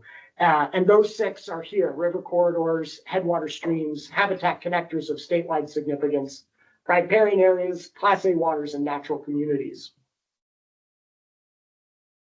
So very quickly, river corridors, this is land that's adjacent to river channels where the river might want to be someday. Generally speaking, these are areas where we don't like to make significant investments in infrastructure and new development because we want to allow rivers to reestablish the natural courses and to account for large storm events without taking out important infrastructure. It's not to say that there isn't development and even entire capital districts in river corridor areas, but generally speaking, these are areas that we try to keep development out of for the reasons I outlined. The Agency of Natural Resources has delineated, over 5,600 river miles and an associated width around those river miles of river corridor area, and has also talked about a more fixed buffer area for smaller streams that have not been formally delineated. So One factor with this particular resource area that we're required to consider is that in the same time horizon as enacting Act 181, the legislature also required the state to stand up a new statewide permitting process for any development in a river corridor area. So by July of 2027, just like there's an A&R permit required for any impacts to a wetland or a wetland buffer or any new septic system, there will be a state permit process for any development within these river corridor areas. The next one is headwater streams. And this one is, at least per the A&R mapping, is almost the entire state. This is already defined in criteria 1A of our Act 250 statute and rules. And so it's areas above 1,500 foot elevation. It's drainage areas that are less than 20 square miles. It includes public water supply watersheds and a couple of other features. And as a result, it covers a huge area of the state. And currently the permitting for development in these areas obviously varies. And there's some limited A&R oversight, but there isn't a specific permitting program. Habitat connectors of statewide significance. So these are forest, riparian areas and wetlands that represent large blocks of wildlife habitat and help connect blocks of habitat together so that ecologically speaking, populations of species can exist over time and move between areas, exchanging both individuals and genetic information. The Vermont Fish and Wildlife Department has delineated something that many people are thinking we could use as a potential surrogate with their priority and highest priority connecting habitat blocks. That's the map that you see at the right. Once again, it covers an incredibly large area in the state. So there may need to be some winnowing of this in terms of a tier 3 designation, but it's definitely one worth looking at. And as Billy's team has pointed out, where the road rule will capture a lot of the interior forest areas as jurisdictional in any case, there will be areas within that 800-foot buffer of roads that are critical for wildlife passage from one block to another. And that might be a way to focus in on the tier 3 designations that are most important outside of what the road rule is likely to cover. Riparian areas are simply those areas along the edge of rivers, streams, lakes, and ponds. We don't have some sort of universal buffer width associated with them, but that's generally what they are known as. And Act 181, I haven't made this clear, in most of the cases, Act 181 does not define these 6 resources that we have to identify and talk about. So it's, again, it's up to us and our stakeholders and the public and our partners to figure out what was meant by that and then decide whether it makes sense to include in a tier 3 designation. Riparian areas are very much like that. There isn't just one definition of a riparian area. And from a permitting perspective, the state did several years ago stand up a shorelands protection permit program, which does provide permitting and protection for larger lakes and the riparian areas around them. But when it comes to streams and rivers, permitting is pretty inconsistent. You know, some municipalities have pretty strong regulations on that front. Others do not. And if a project is not in Act 250 jurisdiction, the level to which these areas are protected is inconsistent. Class A waters is another one of the 6 that we must consider. These are waters and watersheds that have ecological value or are suitable as a public water source. And so these overlap with our 2,500 foot elevation trigger. Watersheds above that are Class A waters. But it also includes areas below the 2,500 elevation, about 128,000 acres of watershed, and so on and so forth. So this is a little more defined and easier to wrap our hands around this as a potential tier 3 resource. Natural communities is the last one. Similar to riparian areas, it's an awkward one, and it's not a resource area. it's a way to categorize the natural landscape and put it into types. So similar to trying to define, well, what kind of forest am I looking out there? Well, there's a coniferous forest and there's a deciduous forest and there's mixed. Natural communities are a way of describing and categorizing the undeveloped landscape. So in other words, if we were to have a full map of it, which is not this map on the screen, it would account for all of Vermont that's undeveloped. Not super useful for potential Tier 3 designation. Significant natural communities, however, are those that have been designated and delineated by the Vermont Fish and Wildlife Program through their Natural Heritage Database. And that's the map you're seeing on this slide, is the significant natural communities. And so there's a conversation to be had there about which natural communities are representative of the state, which ones are threatened, which ones actually would make sense for Tier 3 designation. And so part of the conversation to be had. So those are just the 6.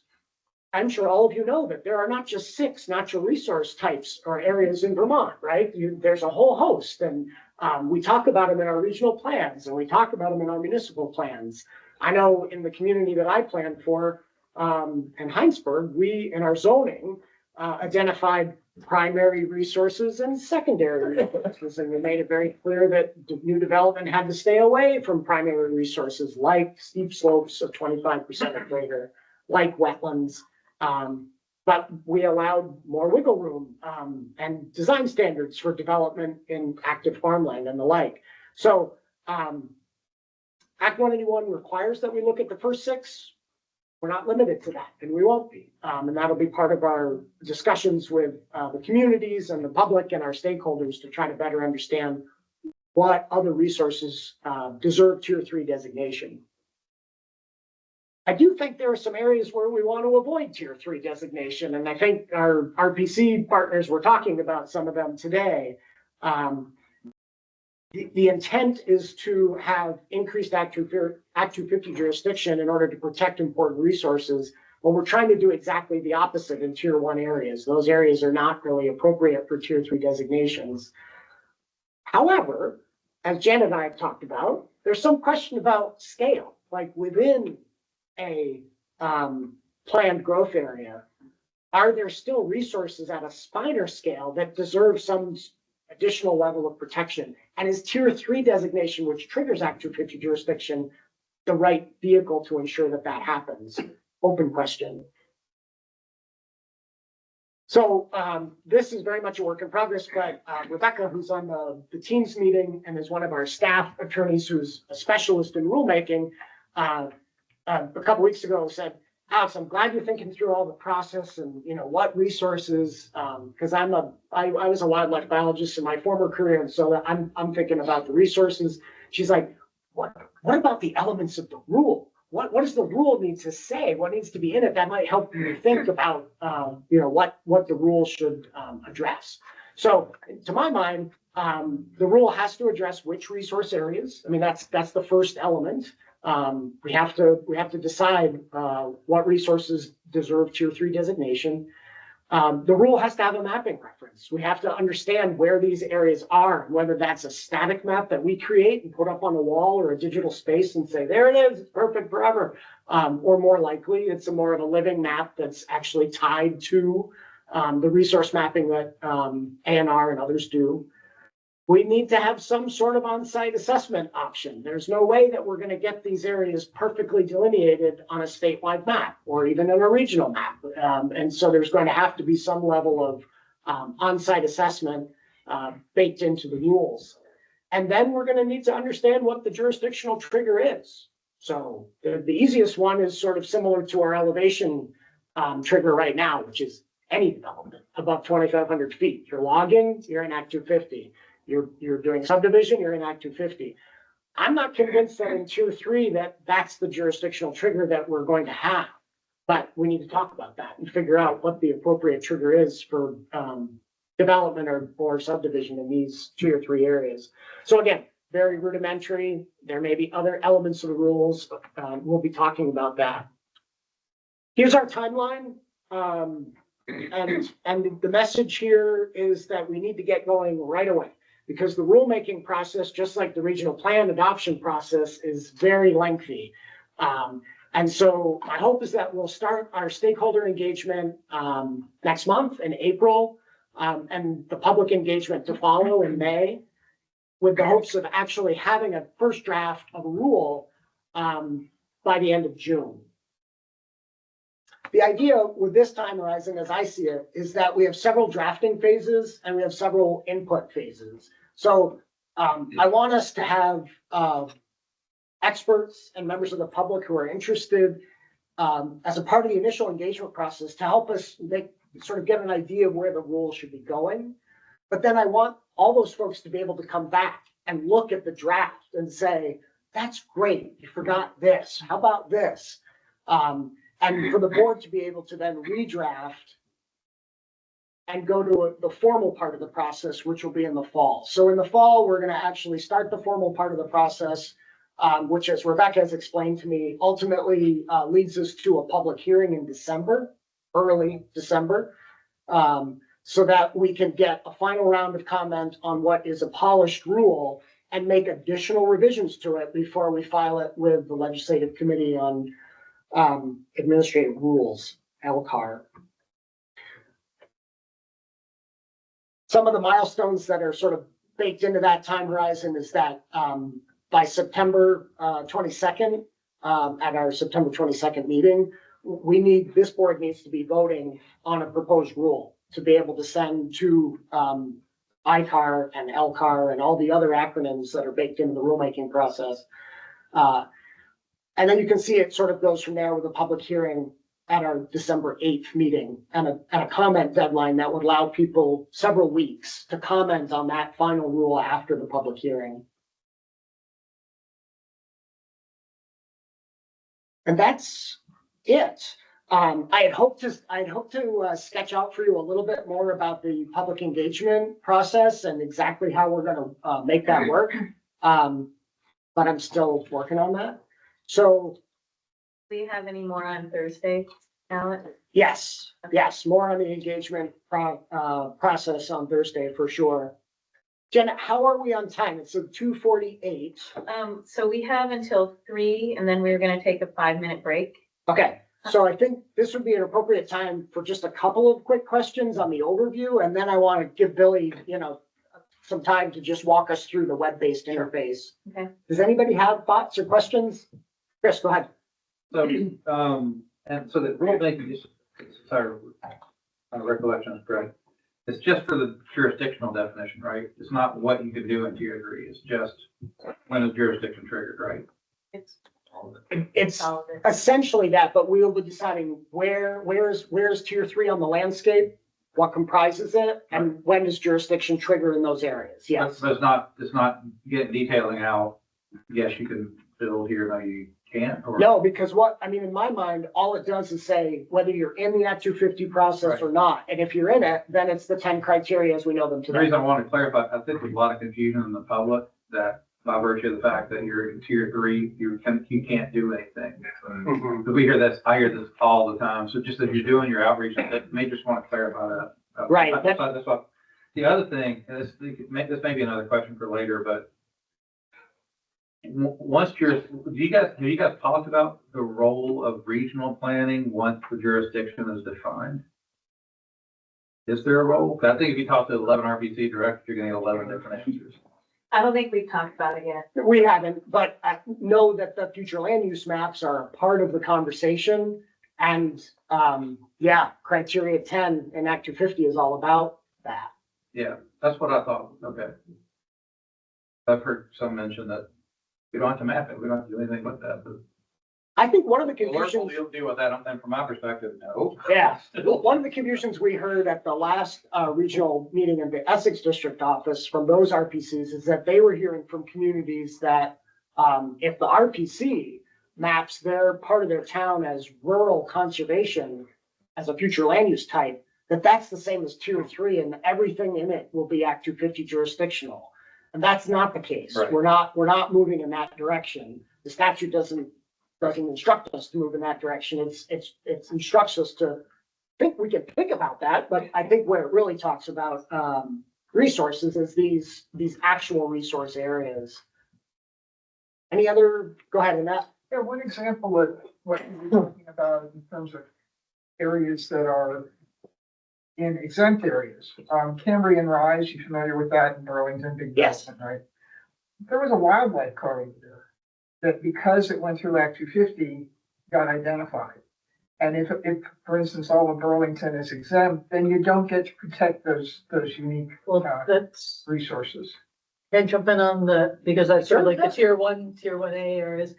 And so as part of considering what you're going to approve for the tier 1As, that's something that you have to bring in. There is a natural resource component to evaluating whether or not you approve a tier 1A area that's going to get that exemption. And so that's another thing that we're working on is whether those criteria for tier 1As, you are going to have to show that you've excluded those areas, you've made plans for them, and that you're addressing them. So that is. As I recall, that it was actually the citizens that surfaced that wildlife corridor. It was not something that the city came forward with.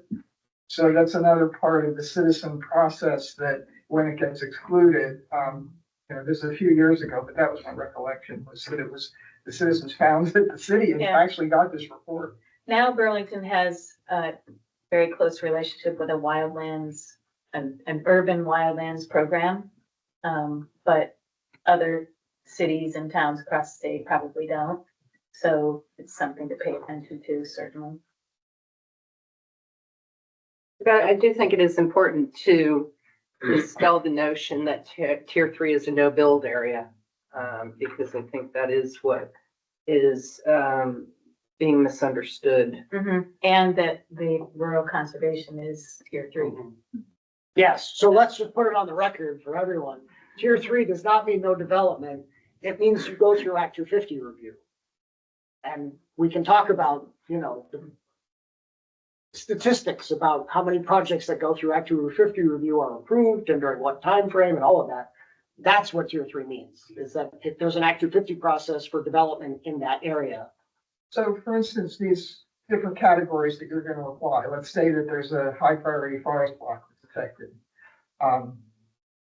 Would there be standards put in place that wouldn't, I'm trying to distinguish how this would be different from tier 2, for instance. It's a good question. Yeah. So we don't know yet, but one of the decision points will be, if that's a tier 3 area, what should the jurisdictional trigger be? Right. And is it? So there may be different jurisdictional triggers for tier 3 than for tier 2.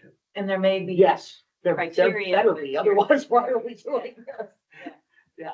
So Billy, how much time do you need? I can do this in 2 seconds just to show you what we have, but I just, thanks Alex, that was a really great overview. And I just think from our agency's perspective, who does a lot of work in Act 250, this conversation is really important about what's the right role for Act 250. It's 10 criteria, it's 20 to 30 sub-criteria, this very robust, comprehensive framework for looking at development versus permits that are targeted at specific resources.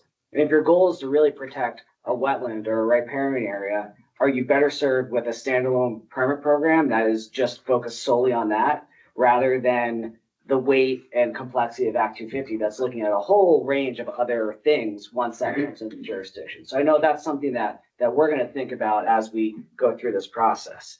As I'm trying to share can you drop your slides, Alex? Yeah, I can also share your website, but yeah, let me stop sharing. I'll let you go for try it. to drive here a little bit. I also just want to flag that I'm joined on the phone by Jen Mojo, who's our agency's senior planner, who does a ton of work for us in Act 250 and is be supporting this work. So basically a basic web browser, we're gonna make this available to the public once we dial in the details with the blurb. You can change the base map to ortho photos or whatnot, but the blank just seemed easier. So we've just included all the enumerated resources that Act 181 called for, as well as lands above 2,500 feet, lands that have been conserved previously in Vermont, that's this layer, lands in either conservation easement or public ownership, because that can sometimes be helpful. So as Alex said, we basically just tried to map these based on whatever definitions we thought were appropriate. For the A1 waters, we have both currently classified A1 waters. And then our watershed management division at DEC has identified a number of candidates that could be reclassified as A1, and those are shown in a different color just to show the potential scope of those waters across the state. Similarly, the headwater streams, as Alex said, if you include both the high elevation and the small drainage area, it does capture a real significant amount of the state, but we can break those down depending on the different criteria that are used, as you can see here. Let's see what else is interesting. River corridors, they barely show up unless you zoom in, and once it loads, you'll see these larger rivers have the DEC mapped river corridors. These smaller blue line streams would have that 50-foot default that Alex referred to. And then the last thing I want to show here is just our attempt at showing the road rule. So this is basically taking a buffer off of public road, 800 feet. And when you do that, it really does capture a lot of the resources. There's certainly areas that don't fall within those, but if you pan out and play around with this, it's striking to see how much of these enumerated resources are captured in these areas outside of 800 feet. So that will be a conversation for the board and its stakeholders to have. So I think that's really it. I'm happy to answer any questions or drive this around if people have. And Kirsten, who didn't even look at this until today, nailed the one thing that I was thinking this weekend as I was looking at is we need to update that to include the private roads as well. Go ahead, Brooke. Billy, what's the conserved lands information based on? That I believe we used, some of you may be familiar with Act 59, which is a law that was enacted about 2 years ago that set targets for the state to conserve 30% of the land area by 2030 and 50 by 2050. As part of that, we in partnership with BHCB and the conservation community did an inventory of conserved lands that we provided to the legislature last year. So that is the map that was generated from that inventory. So it's lands that are either permanently conserved through easement, through like the Vermont Land Trust or the Nature Conservancy, or lands in public ownership owned for conservation. So A&R lands, national forest, U.S. Fish and Wildlife refuge lands. So you're probably not capable of picking up private lands that are conserved, not through one of the big land trusts. It should include everything that the land, and even the small local land trusts typically have relationships with the regional ones to feed that information up to the state. So there certainly may be some gaps, but I think it's pretty comprehensive. It's a remarkable database that was updated because of Act 59 in the last year. And it's public facing now, right? So it's it's pretty interesting to look and see just how much conserved. What is it, like 27% of Vermont land area is conserved according to that? I mean, conserved in quotes. You have to understand the various types, but. Any more questions for Billy? I just want to say how impressed I was when he said, "Give me 2 seconds."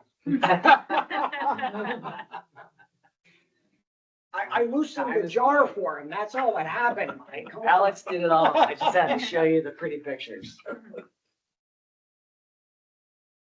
All right, well, we can take a break until 3:05, and then we will take more public comment if there is.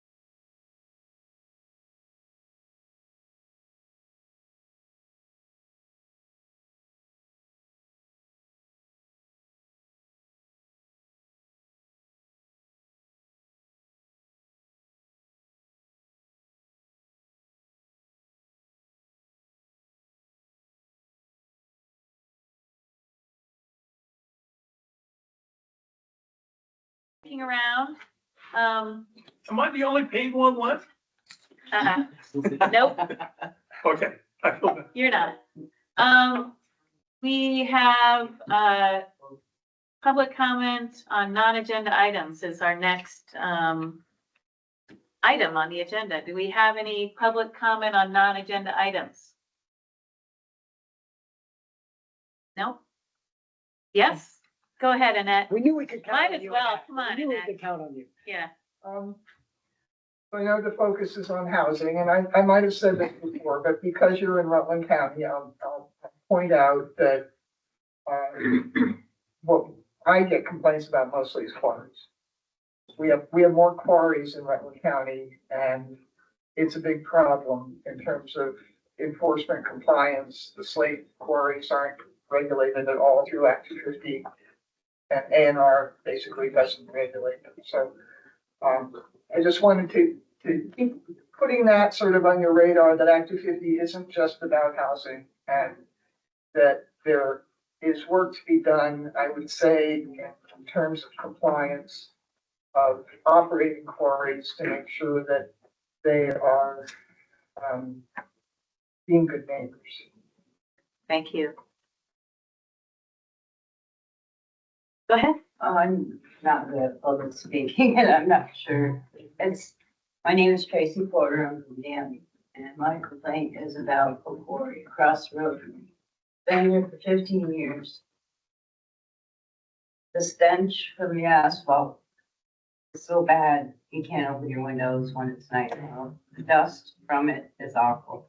But the main problem is the blasting.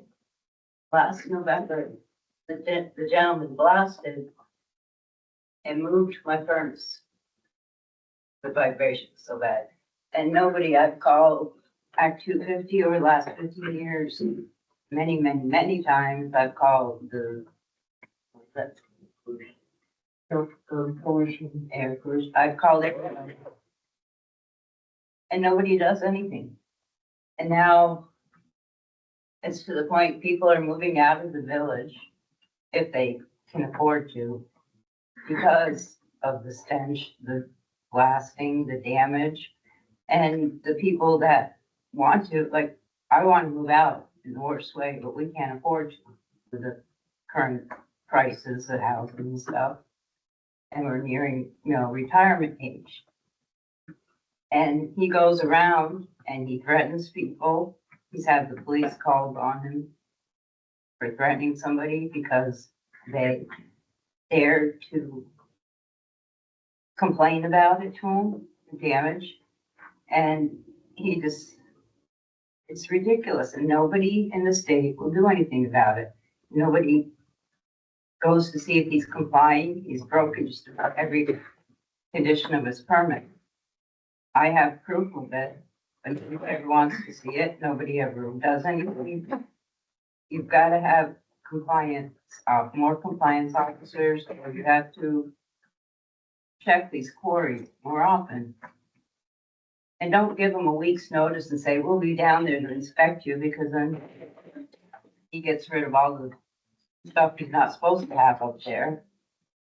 And then you come and say, oh, it's all right. And then 2 days later, it's all back. It just, and I'm hoping that when you reform Act 250, that you start making these quarries, and it's not just Danby. There's other quarries around the state, the smaller ones, that aren't compliant, and they're making people's lives miserable and damaging our homes. And this one's particularly problematic because it's actually within the buffer zone of the village designated center. No, he changed it. Not yet. No. So there are, and you can't see the quarry from the village. It looks like a beautiful historic village. It's where Pearl Buck settled. And she bought up all the buildings and painted them, and you would never know. And so people move in, and then they get these asphalt fumes, and they get shook by the blasting, and then they find out how unpleasant the social dynamic is, and they last a year or two, and then they leave. And so it's affecting the housing of village and affecting businesses. We have all kinds of restaurants and stores and pretty much they're all going to, because, and then when people leave, the quarry owner ends up buying the property. So it is hurting a designated village center in the way that, as Tracy has said, Danny Village is going to be gone if this quarry continues to operate the way it is and expand. And I know that you all don't have all the answers, but it's something that it's not unique to Danby. There are problem quarries in other parts of the state, but it may be the only one that I'm aware of that is actually so close to a village with an asphalt plant, with the kind of societal dynamic that's going on that is so unhealthy. So thank you for listening to us. Thank you for sharing. Can I ask a question? Yeah. Can you tell me if this is inappropriate? Are we talking about the quarry? No. Not Pike, Okay. not Pike Industries. That's what I was wondering. Big underground marble quarry in Danby. Had a problem. You wouldn't even know it was there. But the manager of that quarry spoke in public last year, very upset by what was going on. He's a neighbor of this quarry. He's upset by it. What is the name of this quarry? It's called Fuller Sand and Gravel. Okay. And If just so you you know, go back in your record, you can see my name complaining about it. And others. And now people, people call me when these things happen. Oh, my house, I got a crack in my house from that blast or this or that. Who do I call? I say, well, call actually Portland. That's the only number I have. and it doesn't have a good permit either. So And then they called me back and said, well, they said they can't do anything. Who else can I call? And nobody does anything. And it's like, I don't know what to do. It's like, I'm in the same position. My house is right across the road from it. Are any conditions on pre-blast surveys or it's a any very protections? poorly written permit. It was an expansion of a gravel pit. It was done in a kind of not very transparent way, so people in the community didn't know what was happening. Yes, he had told Act 50 at this time, back in 2008, that he had talked to all the neighbors around. So he hadn't. I never knew about it till that first blast cracked my living room ceiling. So Tracy, we can't Yeah, I know, pledge you to can't do fix that anything. for you. But I just want to say thank you for bringing it to our attention. I mean, that's part of the reason we have public comment periods at all our meetings. And anyways, I appreciate you being here and I want to be empathetic to your plight. And so I'll be looking into it as best I can with our staff. So I'll just mention the ANR Atlas permit mapping identifies that it's Act 250 permit 1R0945. Thanks. I've got it right here. Thanks for bringing it to our attention. Thank you for listening. Okay, we still have no public on, I can't tell who's there. No, there's no public on the virtual space. Okay. Okay, so we're gonna move on to the consent agenda, which we modified slightly. We're not going to be looking at the March 13th minutes, so just the review and approval of March 10th minutes. I'll make a motion to approve the minutes of March 10th. Second? Any discussion? I have one little teeny correction. How dare you? I thought they were perfect. Well, it's my fault because I told the minutes taker that I would send her some language for the two pieces that I updated on, and I had them in the wrong order. Yeah, I switched them, didn't I? You did, but now the also, there's an also that should be taken out because it doesn't really mean anything. Okay. So just take out also in one of the paragraphs that I sent to you. Okay. Nice work. Shorter? Sweeter. That was the only change? Wow. Good job, Brooke. Okay. And now that I've mastered it, you can take it over if you like. I was trying to figure out when the public comment period was. Oh, did you have another? Well, I want to get it in somewhere. Okay, so we're gonna Let's see. finish approving our minutes and then we'll go back. Exactly. Okay, sorry. I'm sorry. Okay, so any further discussion on the minutes from anybody? Okay, no, hearing none. Let's vote. All those in favor of, Well, let's amend your motion. You made the motion. Correct. I'm, oh, yes, that's right. I would modify my motion to include striking also. With the correction. Okay. In a second. I'm amenable to that change Okay. as well as the guy who seconded the motion. Okay, ready to vote? All those in favor of approving the minutes as corrected, say Aye. please say aye. Aye. That is unanimous from all 5 board members here and present. All right, Michael, sorry. I want to make an observation. Good, go. Peter and others have spent inordinate amounts of time in large sessions to help those of us who are, down in the roots or whatever you want to call it, to understand what the legislature has done and how we will accomplish it. Today, for me anyway, unlocked the mystery because it allowed us to see all of you at work. And now I have a picture, a grand picture of how this process is going to proceed to its hard deadline component. So I want to thank you for doing this statewide visit that you're doing. And I wanted to tell you that, at least for me, it worked. Great, thanks. Thanks, Mike. That's awful nice of you to say. Should I keep going? I can turn it around. Uh-oh. Stop there. Yeah, thank you. Okay. So I don't think we need a tier 3 update. Definitely not. Do we have any updates on forest product manufacturing? Products manufacturers, yes, I will share that the invitations to that sector to engage in interviews have not been productive thus far. We haven't had takers. So, nor as of Friday did we have response on that, on the survey that was sent to that subset of the group, which was not really frankly expected. And, I met with Catherine, Pete, and Oliver Pearson. We discussed that Catherine is going to liaison with a lobbyist to see if that could kind of nudge some interest from that group.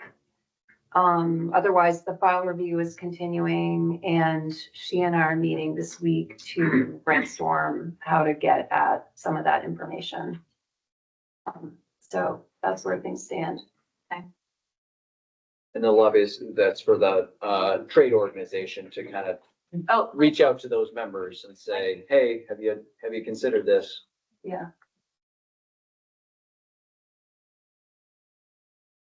Sorry, Michael left his coat. Thanks, Rachel, for noticing that. Brooke, do you have any additional thoughts? You brought some up during the meeting, but you want to share? Yeah, I Appeals. probably have covered most about the appeals. But in terms of my, of trying to determine how to approach the stakeholder process, I think where we've landed is to create a topic for each of the meetings that we're going to be setting up. We're targeting May for 4 meetings, 1 each week, different time of day. I think we've kind of landed on having these in the Montpelier location, not necessarily our office, but perhaps at National Life, in order to make sure that we have enough room for people who want to come in person. I think it is too much to try to go around the state and do it in person. And because I'm really not convinced that that will necessarily bring more people into the process. And the way that we've decided to preliminarily propose how to do stakeholder process is to do it by topic. Because looking at the groupings of folks that we need to engage, it seemed like they kind of broke down into some 3 separate processes. Basically, we have the municipal appeal to consolidate with Act 250 appeals. We have the Act 250 appeals themselves, and then we have the A&R consolidation issue as well. And so it seems as if having those 3 as topics and then have a 4th session at the end as a cleanup, or for people who could not attend one of the other sessions, that was their particular issue. I think that that's the best way to segment it and organize it. And to bring people from all sides of each of those specific issues. So obviously, you know, we'll be talking with Vermont League, you know, to bring in for the municipal piece. And then, you know, focus on the other folks that are more invested in the activity process on that piece. So it's taken a lot of thought to try to look at the groupings of our stakeholders. And now I'm in the process, and Alex has offered to help me figure out the specific invitees for each of those groups. Not that they won't be open to the public and to others if they want to participate, but in terms of our statutory stakeholder groups, make sure that we have the right ones in the right meetings, so that we have broad perspectives, or both sides or all sides of the issue there and ready to engage. And again, I've been trying to formulate this in a way in terms of the questions that we're going to be asking for input on. We're trying to do it in a collaborative way to understand people's perspectives, not in a debate fashion. Like, you know, okay, we'll have somebody who wants the environmental division to remain, and then the next, you know, back and forth. Trying to avoid that kind of thing because, again, our approach is we're building models, assessing pros and cons, and ultimately making recommendations to the legislature. It's ultimately not our decision. So we need to analyze and present the information the best we can for the legislature to make those determinations after we make recommendations. So we're going to be looking at names together this week. And you're thinking May, so that's actually. So it's an overlap with yours. A little bit, yeah. I want to get started earlier in April with the stakeholder groups for tier 3. But they'll be slop over into May as well. So that's okay, we'll figure it out. Okay. And we want to do a survey, but the survey is really to identify additional folks that we want to bring into the actual stakeholder meetings. And that is centered more around people who are litigants in the process, or neighbors, or whomever, who have participated and have had that experience. And then we'd like them to come and share that in terms of. You want them to have specifically participated in an appeal process? Okay. Yeah. So we're going to, so I have calls into the judiciary to try to get more specific information about the appeals that they have the data on, so that we can reach out to actual litigants, permittees, and folks that were opposing projects. Okay. That's where we are. Brooke, how are you thinking of like doing a table setting with all of the stakeholders at the front end of the process, like before those meetings happen? Are you thinking of like developing a packet of like, here's basic information so we're all on the same page to begin with? Or are you thinking that you might actually speak individually with each of the stakeholders? Or have you not figured that out yet? So I haven't figured it out for mine yet, so I'm looking to you to see what you're doing. So there are some critical players here that are the most important that we need to deal with, A&R being number one, obviously, because this is not a let's build from the ground up, you know, some model of, you know, whatever. we already have an environmental board model that was successful in the split. And so what we're trying to do is propose, a board, that has been seated now. But the question is, how would that board operate if they were going to become the appellate board for these three, Act 250 and the other two areas that want to be consolidated for appeal?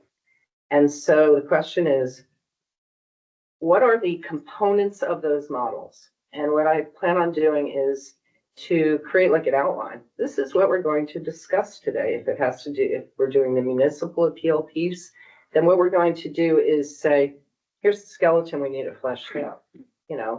We have an on the record appeal for some small handful of municipalities. When they go up on appeal, they are dealt with on the record. We don't have authority to change that. We could suggest to the legislature that it be altered. But the question is, come and help us build the model.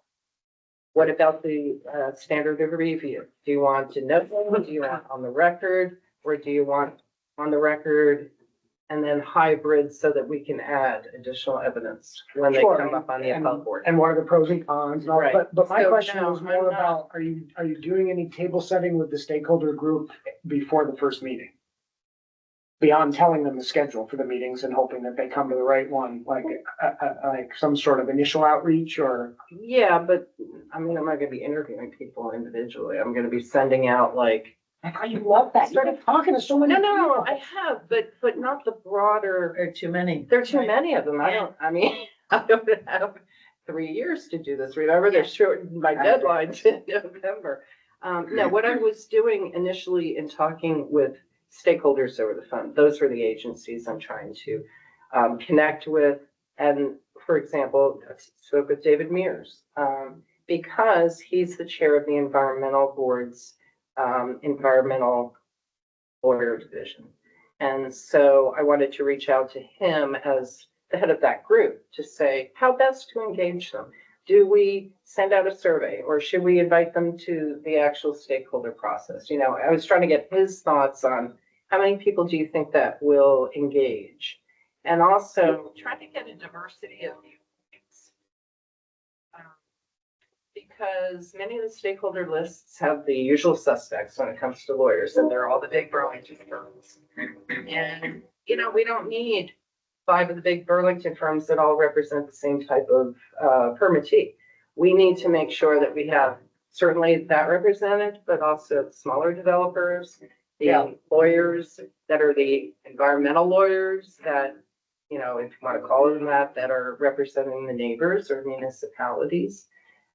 So what I've been trying to do is of the groups that we know, there's like somebody I can talk to and get some advice and discuss how best to approach this group of people to get the best position from them that's representative of the whole group. I'm doing that work preliminarily on the phone to figure out what we're doing in terms of engaging them. So the lawyers are going to want to know what's the question ahead of time, because I may not want to go. I may want to just write a paragraph, or the Vermont Bar Association may want to take a position instead of having 20 lawyers all come and share their position. Problem is they can never usually come to an actual position because there are such diverse viewpoints. Do you anticipate having anybody in the stakeholder group that's not an expert in this question that you need to bring up to a certain understanding level in order for them to feel like an effective participant in the stakeholder process? Or do you think everybody you're going to be working with is sort of knows about the former e-board, understands, the options that the statute is telling us to look at? There will be various levels of understanding. And I think one of the questions Alex is asking is, we have this intention of putting things on the website and maybe, directing people to that is. Well, I definitely will need to do that for the tier 3. It's just complicated enough that, people are going to need some background information. Right. But I know Brooke is really good at just getting on the phone and reaching out to people. And I was thinking of doing the same thing with the tier 3 stakeholders, but that's why I was trying to understand your process a little bit more. Because what I don't want to have happen and I'm being selfish, I'm thinking about the tier 3 work, but your stakeholder process is also, you know, Yeah. is similar. I don't want people to walk into a meeting like you're gonna organize, and I might do something similar, and just feel lost. Have no idea what's going on. And feel bowled over by 4 other stakeholders who like know it backwards and forwards and like to talk and just talk over the people who are still like, I'm a little unclear about exactly what this means or what, you know what I mean? So that's why I'm thinking like level setting, stakeholder understanding of not just the questions to be asked, but the background of the topic, you know, might be helpful. Just not quite sure the right way to do it beyond information on the website. So here's the thing, the folks that I am trying to collect, they're understanding their positions are people who have experienced Act 250 or zoning. And that's all the baseline information that they need. Now, will we be talking legalese at them, you know, burden approved, de novo, blah, blah, blah? No. Those are the issues that we're trying to get to, but I'm going to say, you know, I'm going to expect somebody to come in and say, I didn't have a chance to be heard. You know, if that's the level of information they're giving us, look, there's Act 250. I sent in some form. You know, I tried to get information. The district coordinator said, yep, there's a hearing. I showed up. You know, they may say that, well, I never had an opportunity, or maybe I did, but, you know, whatever that experience was, we need to be able to translate that experience into what does that mean? What was the situation that they litigated this under? Were they before the environmental board? Are they talking about the environmental division? And, you know, they may say it's completely impossible for any person who's not a lawyer to understand what the heck I'm supposed to be doing at the environmental division. That may be a position. You know, what do I know about the rules of evidence? And when I was at the district commission, somebody would listen to me. Now I'm like on a Zoom call, you know, whatever these issues might be. That might be somebody's So position. you might ask individual stakeholders in those meetings what their experience was. Exactly. And then we might say, so how can we fix that? How can we make this more accessible? And we could have, you know, people saying, well, de novo is really important because the developer's been doing their application for a year. And, you know, I've had 2 weeks to even know about this. And now I can't even get an engineer to come and, you know, say what might happen to my property. You know, that kind of thing. So it may be a nuts and bolts conversation because we're asking participants, what was your experience? Because we're trying to recruit that. And whatever people's perception is, that's their reality. And we could sit here till the cows come home and say, but, that was an air pollution permit. That had nothing to do with Act 250. But that doesn't matter to people. And which is why I think, you know, there are moments when Act 250 is assumed to be the problem.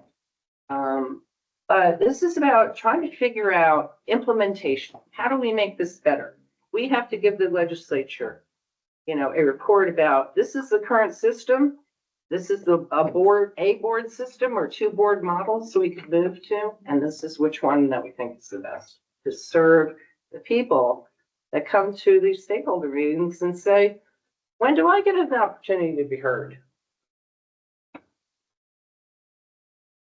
Right, hopefully Does that serve everybody help? involved in the process, applicants too. Yeah, no, applicants do, but they tend to have a more coalesced voice in the process. For sure. Typically.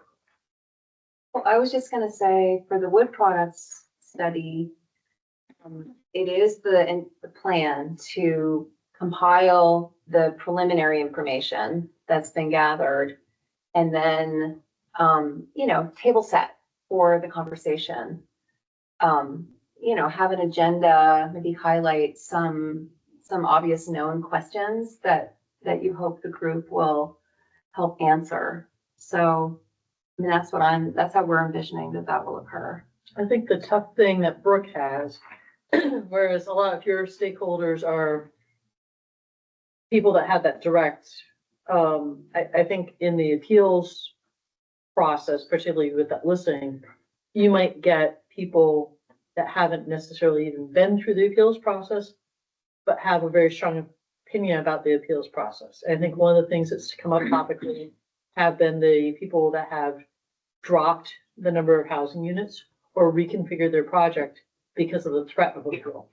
And that sort of, so to your point, that might come in and want to talk about the appeal process, but not have been through that. I think that's where that sort of table setting is perhaps going to be something more important on your end, because I think there's going to need to be an educational component where there's a concern that's not necessarily really well fleshed out, you know, in terms of helping those folks communicate what their concerns are, because they might not even know the specifics on their concerns. So that's a nice way of.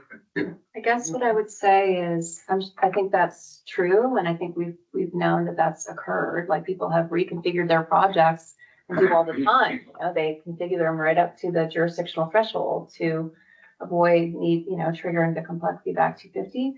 But I think that it's not just an issue with appeals, it's an issue with the permit process altogether, and I don't think it's limited to housing. It's Right. across all sectors. No, I was using it as an example, just. Right, but I think it's kind of this, to me, this very similar kind of threshold issue of this, like, the stakeholders for this particular type of permit. So, yeah. Well, and it's not just like the work that, has been underway with FPR has focused on, it's not just compiling information from that permit sector. It's looking at, all the stakeholders. So it goes beyond just, people who went through the permit process. Anyway. Well, the other trick is, we were also talking about consolidating with zoning appeals, which there are, 3 times, 4 times as many zoning appeals as there are Act 250 meetings. More than 10 times. 50 something versus. Yeah. Anyway, so yeah, I mean. Well, yeah, and the wood products manufacturer has an overlap with municipal permitting and A&R permitting too. It's, yeah. But, the quarries, I mean, yes, we understand that there is an impetus and a belief that this will assist in reducing the housing crisis. And what you're talking about, the people that either scaled down the project or did not develop at all because they were dissuaded or, discouraged because of their perception of cost or time or whatever. I'm not sure how you capture that much of that kind of input. I think that's the trickiest. We better figure out a way though, because the legislature who tasked us with this is very cognizant of that as a problem, because they're hearing from housing developers. Right, I was just all gonna the time. say, and it's already been reported that there are housing developers that are increasing the numbers because they can under the interim rules. So, And maybe the interim developers, Yeah. maybe the ones Yeah. to reach out Yeah. to, or, yeah, if we know of you still gotta go through zoning typically, so maybe there are some other folks that we can get in touch with on that issue. the RPCs might have, examples that they can share, so. Well, and I think the three of us have connections in the nonprofit housing sector, and they're big enough that if I was to call up Yeah, Cathedral Square and say, did you have any projects where you had, the potential of a nasty appeal process and you changed the project in some way, that was undermining your goal or whatever, I don't know that they'd be willing to speak on the record, but they probably would be able to come up with an example, whether it was them or Evernorth or whoever downstreet. So. Thanks for the update. Ton of work. I am concerned about the stakeholder exhaustion, hitting them, month after month on these different things, but. I promise not to use any of your stakeholders. Well, there may be some appropriate overlap. No overlap. Okay, so I get to claim all of them and you get. Okay, I go first. Anything else on appeals? I think that's sums it up for now. Okay. Sarah, do you want to Sure. So tier 1A, I'm going to be bringing you decision points to help guide what direction to go in on the 27th. And that I think will be very helpful in terms of fleshing out where we go. Simultaneously with that, Jan and I have been working with Rachel and the other Alex in terms of process, and we have amazing staff who really thought that through in terms of like where we're going and gone ahead. We have swim lanes. So that sort of iterative process of what happens if you go for a regional plan and it doesn't get approved. It's all charted out, and sort of sussing that out in terms of like the devils and the details. What sort of different changes do we need to make in terms of moving boxes around on flowcharts? And also now getting into what we need to have and when in terms of like forms. So it's very process. So it's really nice that here we are working on these larger scale things, but there's also this process going through. So when we get to the point of actually having applications, how that goes through the system, where it goes, what the reiterations are, of what can happen, and thinking that out, and it's fairly comprehensive. Yeah, Alex and Rachel have done a great job with this. Alex Pastor. Yes. And Rachel. Yes. And not only that, but Rachel did our homework, Sarah's and mine. I spoiled it. Because I've already gotten compliments on it. I was No, like, really? oh, yes. That's And right. so one of the things that we talked briefly about earlier was sort of mapping out what your staff needs are for each step of your process.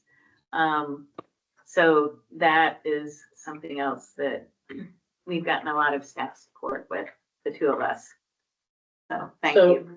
With that being said, I know it has sort of come up in terms of the thing that we aren't talking about besides, but I think we had talked about road rules, and that was something that we feel like there's so much specific guidance in the actual law Statute, yeah. that we might be able to take more of a wait and see on that in terms of where we need to fill in the gaps. But there's, I think, a concern with, we aren't talking about tier 2. And that's where a lot of this is going, and we've all sort of pledged as a board to do that. But what I was going to offer is if you need to delegate a staff person to sort of take that, I'd like to think that I can get out ahead of tier 1A and get that dispatched, and maybe I could be, so I just, for better or for worse, I'm feeling like I'm in good shape and I want to talk. I'm actually kind of confused. I have not spent any time thinking about it, but it's a status quo. So I'm not sure what it is. But by February, we have to give a report about everything else. So some of, Whether it should remain status quo, The- or we should encourage the legislature to tweak tier 2 to be Some of something the- more than status quo. I think that's what the intent. of the well, I ordinance. think the idea too is that some of the concerns that we've heard today in terms of process and maybe some other improvements too, is to be able to have a catch-all for that. So as we move forward and we're fixing everything else, and there's this sort of leftover of tier 2, what if any changes we need to make to it? What do we want to perhaps look into further? I think that's part of, is it 2029 that we have to? That's our report on have how the everything's, whole- yeah. Right. Yeah. That's the whole sort of, that will be, I think this is the sort of first reiteration of the, I think we've been using the term table setting for 2029 and maybe what we want to strive to between now and then. I think you're reading more into it for that tier 2 report, but if you're game to go there, I think this mandate in statute is really just an assessment of how tier 2, whether tier 2 needs tuning up. Not the larger process, but just like, hey, we made you do a lot of work on tier 1. We made you make rules on tier 3. We really didn't make you do anything on tier 2. So come tell us if we should make you do something on that. That's my reading of what we're required to do. But yeah, we can do more than that. That could dovetail with the appeals in terms of, at least that portion of it going up after the district commission process. I was thinking that, since the wood products manufacturing study is gonna be wrapped up by June, that you two might have bandwidth to be thinking about the tier two, you know, to the extent that you're able to get tier 1A off the ground and you feel, which you said before. Well, yes, and I'm I just gonna need throw it her. out there too, on the road rule. I anticipate that there will be and is content that will help inform. Yes, I agree, there's already substantive detail in the statute that's very informative and clear. But I think there's going to be other content that it will be helpful to people applying that, to have it spelled out just all the more specifically and clearly. I agree. So- You mean guidelines? I hope we It can could do be it through guidelines, guidelines. could be rules, like some other, yeah. My hope is that it's not rules. Mhm. That Education. we're gonna maybe. learn tomorrow more about the rulemaking process from staff, and yeah, I hope that we can do the road stuff through guidelines. Instead of a rule. Yeah, I think there could be the need for some rules, or maybe even a statutory change, but we can talk about that when we get there, but I mean, at least just to make it work, I think guidelines are. Yeah. And are for the record, I wasn't talking about seeing all of tier two on, but I mean, just being a point person, and I'm happy for many hands make light work, so. And there's, you know, the historical road rule materials that we should definitely pull, and that could inform. Good point. Yeah. It's a resurrection. Right. Not creation out of nothing. So much of what we're doing is that sort of there, it's been talked about, it's been done, I don't know if I'd use the term resurrection, but it seems to imply apocalyptic, but I think it's definitely, there's a lot of history that we need to be aware of and cognizant of moving forward. Any comments from anyone else on these tasks that we have before us? That wasn't a hand raising. I was just noticing Alex's question to Brooke about table setting. It seems like you two are actually you actually have different topics to approach in different ways. Yeah, I agree. Sorry, Alex. Makes for different table settings to Yeah. put out, you know. Yeah. Mine will have fancier napkins, I promise. No, I think of swan napkins. Yeah. Wow. So, We'll upstage your swan. So if we can, I mean, we mentioned earlier, staff did, that there's not much to update on budget, legislative or operations. Is that still true? Anything happen in the Yeah, last? happy to open up any of Couple that, hours. but, Yeah. no. Anybody have any questions on any of those items? Okay, and I think it's fine to keep moving so that people can get home, since some of you traveled from afar this time. Usually it's just me. Yeah, you too. No, that's fine. So. Oh, something happened. Uh-oh. Oh. Okay, we're back. Okay, so I think we can move on to discussion of appeals, enforcement, and attorney-client memoranda. Yeah. Do we have, Rebecca and Jenny? Do you have anything for us? Hi guys, this is Jenny Ranas. I don't believe that legal or enforcement are looking to discuss anything in an executive session today. Great. Thank you. Okay, thank you, Jenny. Did somebody say something? Doesn't that feel satisfying when you get to? Thought somebody started to say. I think Jenny just said thank you. Oh, thank you. Okay. So that leaves adjournment. Make a motion to adjourn. Second. All those in favor, please say aye. Aye. That was 5 ayes, all present. Thank you for coming. Thank you for listening.